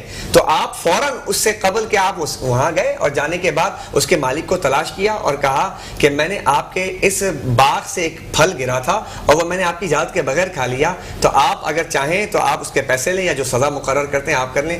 تو وہ بھی ماشاءاللہ زیرک لوگ, کیونکہ دیکھیں بڑے لوگوں کو بڑے لوگ ہی پہچانتے ہیں, تو لہذا انہوں نے پہچانا اور پہچاننے کے بعد جو عقد ہوا اس کے بعد قدر تو جوہری کو ہوتی ہے نا. جی ہاں, تو باپوں کو بھی دیکھنا ہوگا کہ وہ گھر میں مال جو لے کر آ رہے ہیں وہ انرجی ہوتی ہے جو ہمارے پورے گھر کو چلاتی ہے. اگر انرجی وہ کسی کا دکھ لے کر آئے, کسی کا دل دکھا کر آئے, کسی کا مال دبا کر آئے, تو وہ کنورٹ ہو جاتی ہے اناج کی شکل میں. اگر آپ پیسہ لے کر آئے تھے دل دکھا کر, تو آپ نے وہ روٹی جو پکائی ہے اس روٹی کے ساتھ وہ دکھ بھی ہوگا, درد بھی ہوگا, جب پیٹ میں جائے گا تو کہیں نہ کہیں وہ بیماری کی شکل ضرور اختیار کرے گا. بے شک بے شک بے شک بے شک. محمد علی صاحب میں آپ کی طرف آتا ہوں, آپ یہ بتائیے کہ فی زمانہ آج ہم جس کیفیت سے گزرے, لاک ڈاؤن کی کیفیت ہے اور ڈسٹینسنگ کی بات کی جا رہی ہے, مساجدیں بالکل کم نمازی وہاں پر جا پا رہے ہیں, امام بارگاہوں کی بھی یہی صورتحال ہے, تو ایسی کیفیت کے اندر ہم ہر فرد کی کیا ضرورت ہے؟ ایک شخص ہے جو میرے خیال میں 100 آدمیوں کو کھلا سکتا ہے, ایک شخص جو ہے 1000 کو کھلا سکتا ہے, لیکن ہم میں سے شاید مجھ میں اور آپ میں سے ہم میں اتنی استطاعت ضرور ہے کہ ہم 5-10 لوگوں کو ڈیلی کھانا کھلا سکتے ہیں. تو یہ سوال میں اپنے آپ سے بھی کرتا ہوں, آپ سے بھی کرتا ہوں, کیا ہم اپنی ذمہ داریاں پوری کر رہے ہیں؟ لیکن ڈاکٹر صاحب بہت اچھا سوال ہے آپ کا کہ رشتے ہیں احساس کے, احساس اگر رشتوں میں نہیں ہے تو خون کے رشتے بھی بے معنی ہو جایا کرتے ہیں, لیکن اگر آپ میں اور مجھ میں احساس کا رشتہ ہے تو وہ رشتہ خون کے رشتوں سے بھی بالاتر ہو جائے گا. بات یہ ہے کہ بالکل آپ نے بجا فرمایا, اور یہ ذمہ داری حکومتوں کی نہیں بلکہ ان خواص کی بھی ہے کہ جو صاحب ثروت افراد ہیں اور جن کو اللہ نے اتنا مال و دولت عطا کیا کہ وہ غربا مساکین کی امداد جتنی زیادہ کر سکتے ہیں کریں. جس طرح سے میں یہ کہنا چاہ رہا ہوں کہ حکومت یہ اعلان کر دے کہ 3 ماہ کے لیے جو لاک ڈاؤن ہوا یا 2 مہینے سے ہو رہا ہے, تو ایسا کیجئے کہ صاحب ہم آپ کے سارے جرائم معاف کر دیں گے, آپ 3-4 مہینے کے لیے پاکستان کے غربا اور یتامہ مساکین کے لیے اتنا راشن دے دیں, آٹے والا اتنا آٹا دے دیں, چینی والا اتنی چینی دے دیں, آئی پی ایس والا اتنی بجلی دے دیں, تو کیا ان کو اس طریقے سے ان سے مال واپس نہیں لیا جا سکتا؟ میرے خیال میں یقیناً حکومت کے پاس تو کوئی نہ کوئی ایک کرائٹیریا تو ہوگا کہ جس پر وہ ورکنگ کر کے اس سمت جو ہے وہ کام کر سکتے ہیں. لیکن جہاں تک تعلق ہے ڈاکٹر صاحب کے غربا مساکین کی امداد کا, تو پاکستان میں یقیناً ایسے افراد ہیں کہ جو سیلانی کے ذریعے, جو ایدی صاحب کے ذریعے, جو چھیپا صاحب کے ذریعے, جو جے ڈی سی کے ذریعے لوگوں کی امداد کر رہے ہیں, اور یقیناً کوشش کر رہے ہیں کہ جہاں تک ممکن ہو. لیکن چلے ماشاءاللہ بس دعا کر سکتے ہیں اللہ تبارک و تعالی سے. آئیے ناظرین کرام, ہم آپ سے اجازت چاہیں گے, انشاءاللہ کل نور سحر میں پھر ملاقات ہوگی. آئیے جانے سے پہلے اس سحری کے لمحات میں قبولیت کے لمحات ہوتے ہیں. اللہ تبارک و تعالی ان لمحات میں آسمان دنیا پہ نزول اجلال فرماتا ہے اپنی شان کے مطابق. تو آئیے دستے دعا دراز کرتے ہیں. صلی اللہ علی حبیبہ محمد وآلہ وسلم. اللهم ربنا آتنا في الدنيا حسنة وفي الآخرة حسنة وقنا عذاب النار. اللهم ربنا ظلمنا أنفسنا وإن لم تغفر لنا وترحمنا لنكونن من الخاسرين. یا اللہ یا رحم الدنیا والآخرہ, ہم گناہگار و سیاہکار تیری بارگاہ عالیہ متعالی میں حاضر ہے. الہا آفات کا دور ہے, بلیات کا دور ہے, اے رب کائنات آزمائش کا دور ہے, غربت و اسرت کا دور ہے, ہر طرف ہلاکت و بربادی کا سما ہے. اے رب کریم ہمارا یہ طریقہ ہے, جب ہم کسی سے ناراض ہوتے ہیں تو اپنے گھر کے دروازے اس کے لیے بند کر لیتے ہیں. اے رب کیا تو ہم سے ناراض ہے کہ اپنے گھر کے دروازے بھی بند کر دیے ہیں، اپنے محبوب کے در کے دروازے بند کر دیے ہیں۔ اے رب تو بڑا رحیم ہے، بڑا کریم ہے، ہمیں تیرے نبی نے بتایا تو سب سے پہلے بندے سے راضی ہوتا ہے۔ اے اللہ تیرے نبی نے بتایا ہے کہ تو توبہ قبول کرتا ہے، تیرے نبی نے بتایا تو رحم فرماتا ہے، تو اے رحم کرنے والے ہم تجھ سے رحم مانگتے ہیں، اے کرم کرنے والے ہم تجھ سے کرم مانگتے ہیں، اے توبہ قبول کرنے والے ہم سب کی توبہ کو قبول فرما لے۔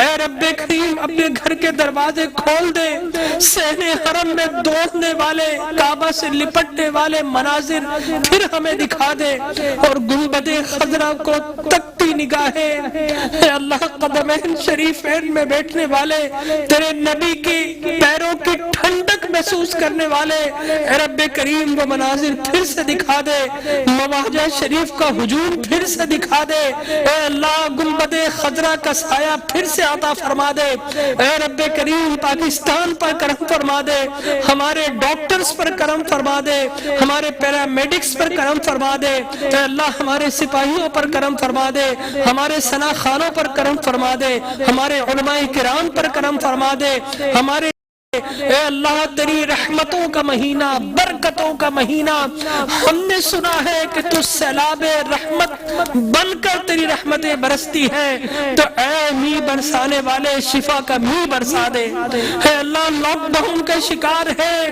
غریب غربت سے مر رہا ہے، بھوک ستا رہی ہے، چولہے ٹھنڈے پڑ رہے ہیں، معیشت تباہ ہو رہی ہے، اے رب کریم ہم جانتے ہیں یہ سب کچھ بحر و بر میں فساد ہماری ہی گناہوں کی وجہ سے ہے، اے رب بس استغفار کے لمحات ہے، توبہ کرتے ہیں، اے رب کریم توبہ قبول کرنے والے ان آفتوں کو راحتوں سے تبدیل فرما دے، ہماری خطاؤں کو عطاؤں سے تبدیل فرما دے، اپنی ناراضگی کو رضا سے تبدیل فرما دے، اپنے محبوب کی امت سے راضی ہو جا، آمین آمین آمین یا رب العالمین۔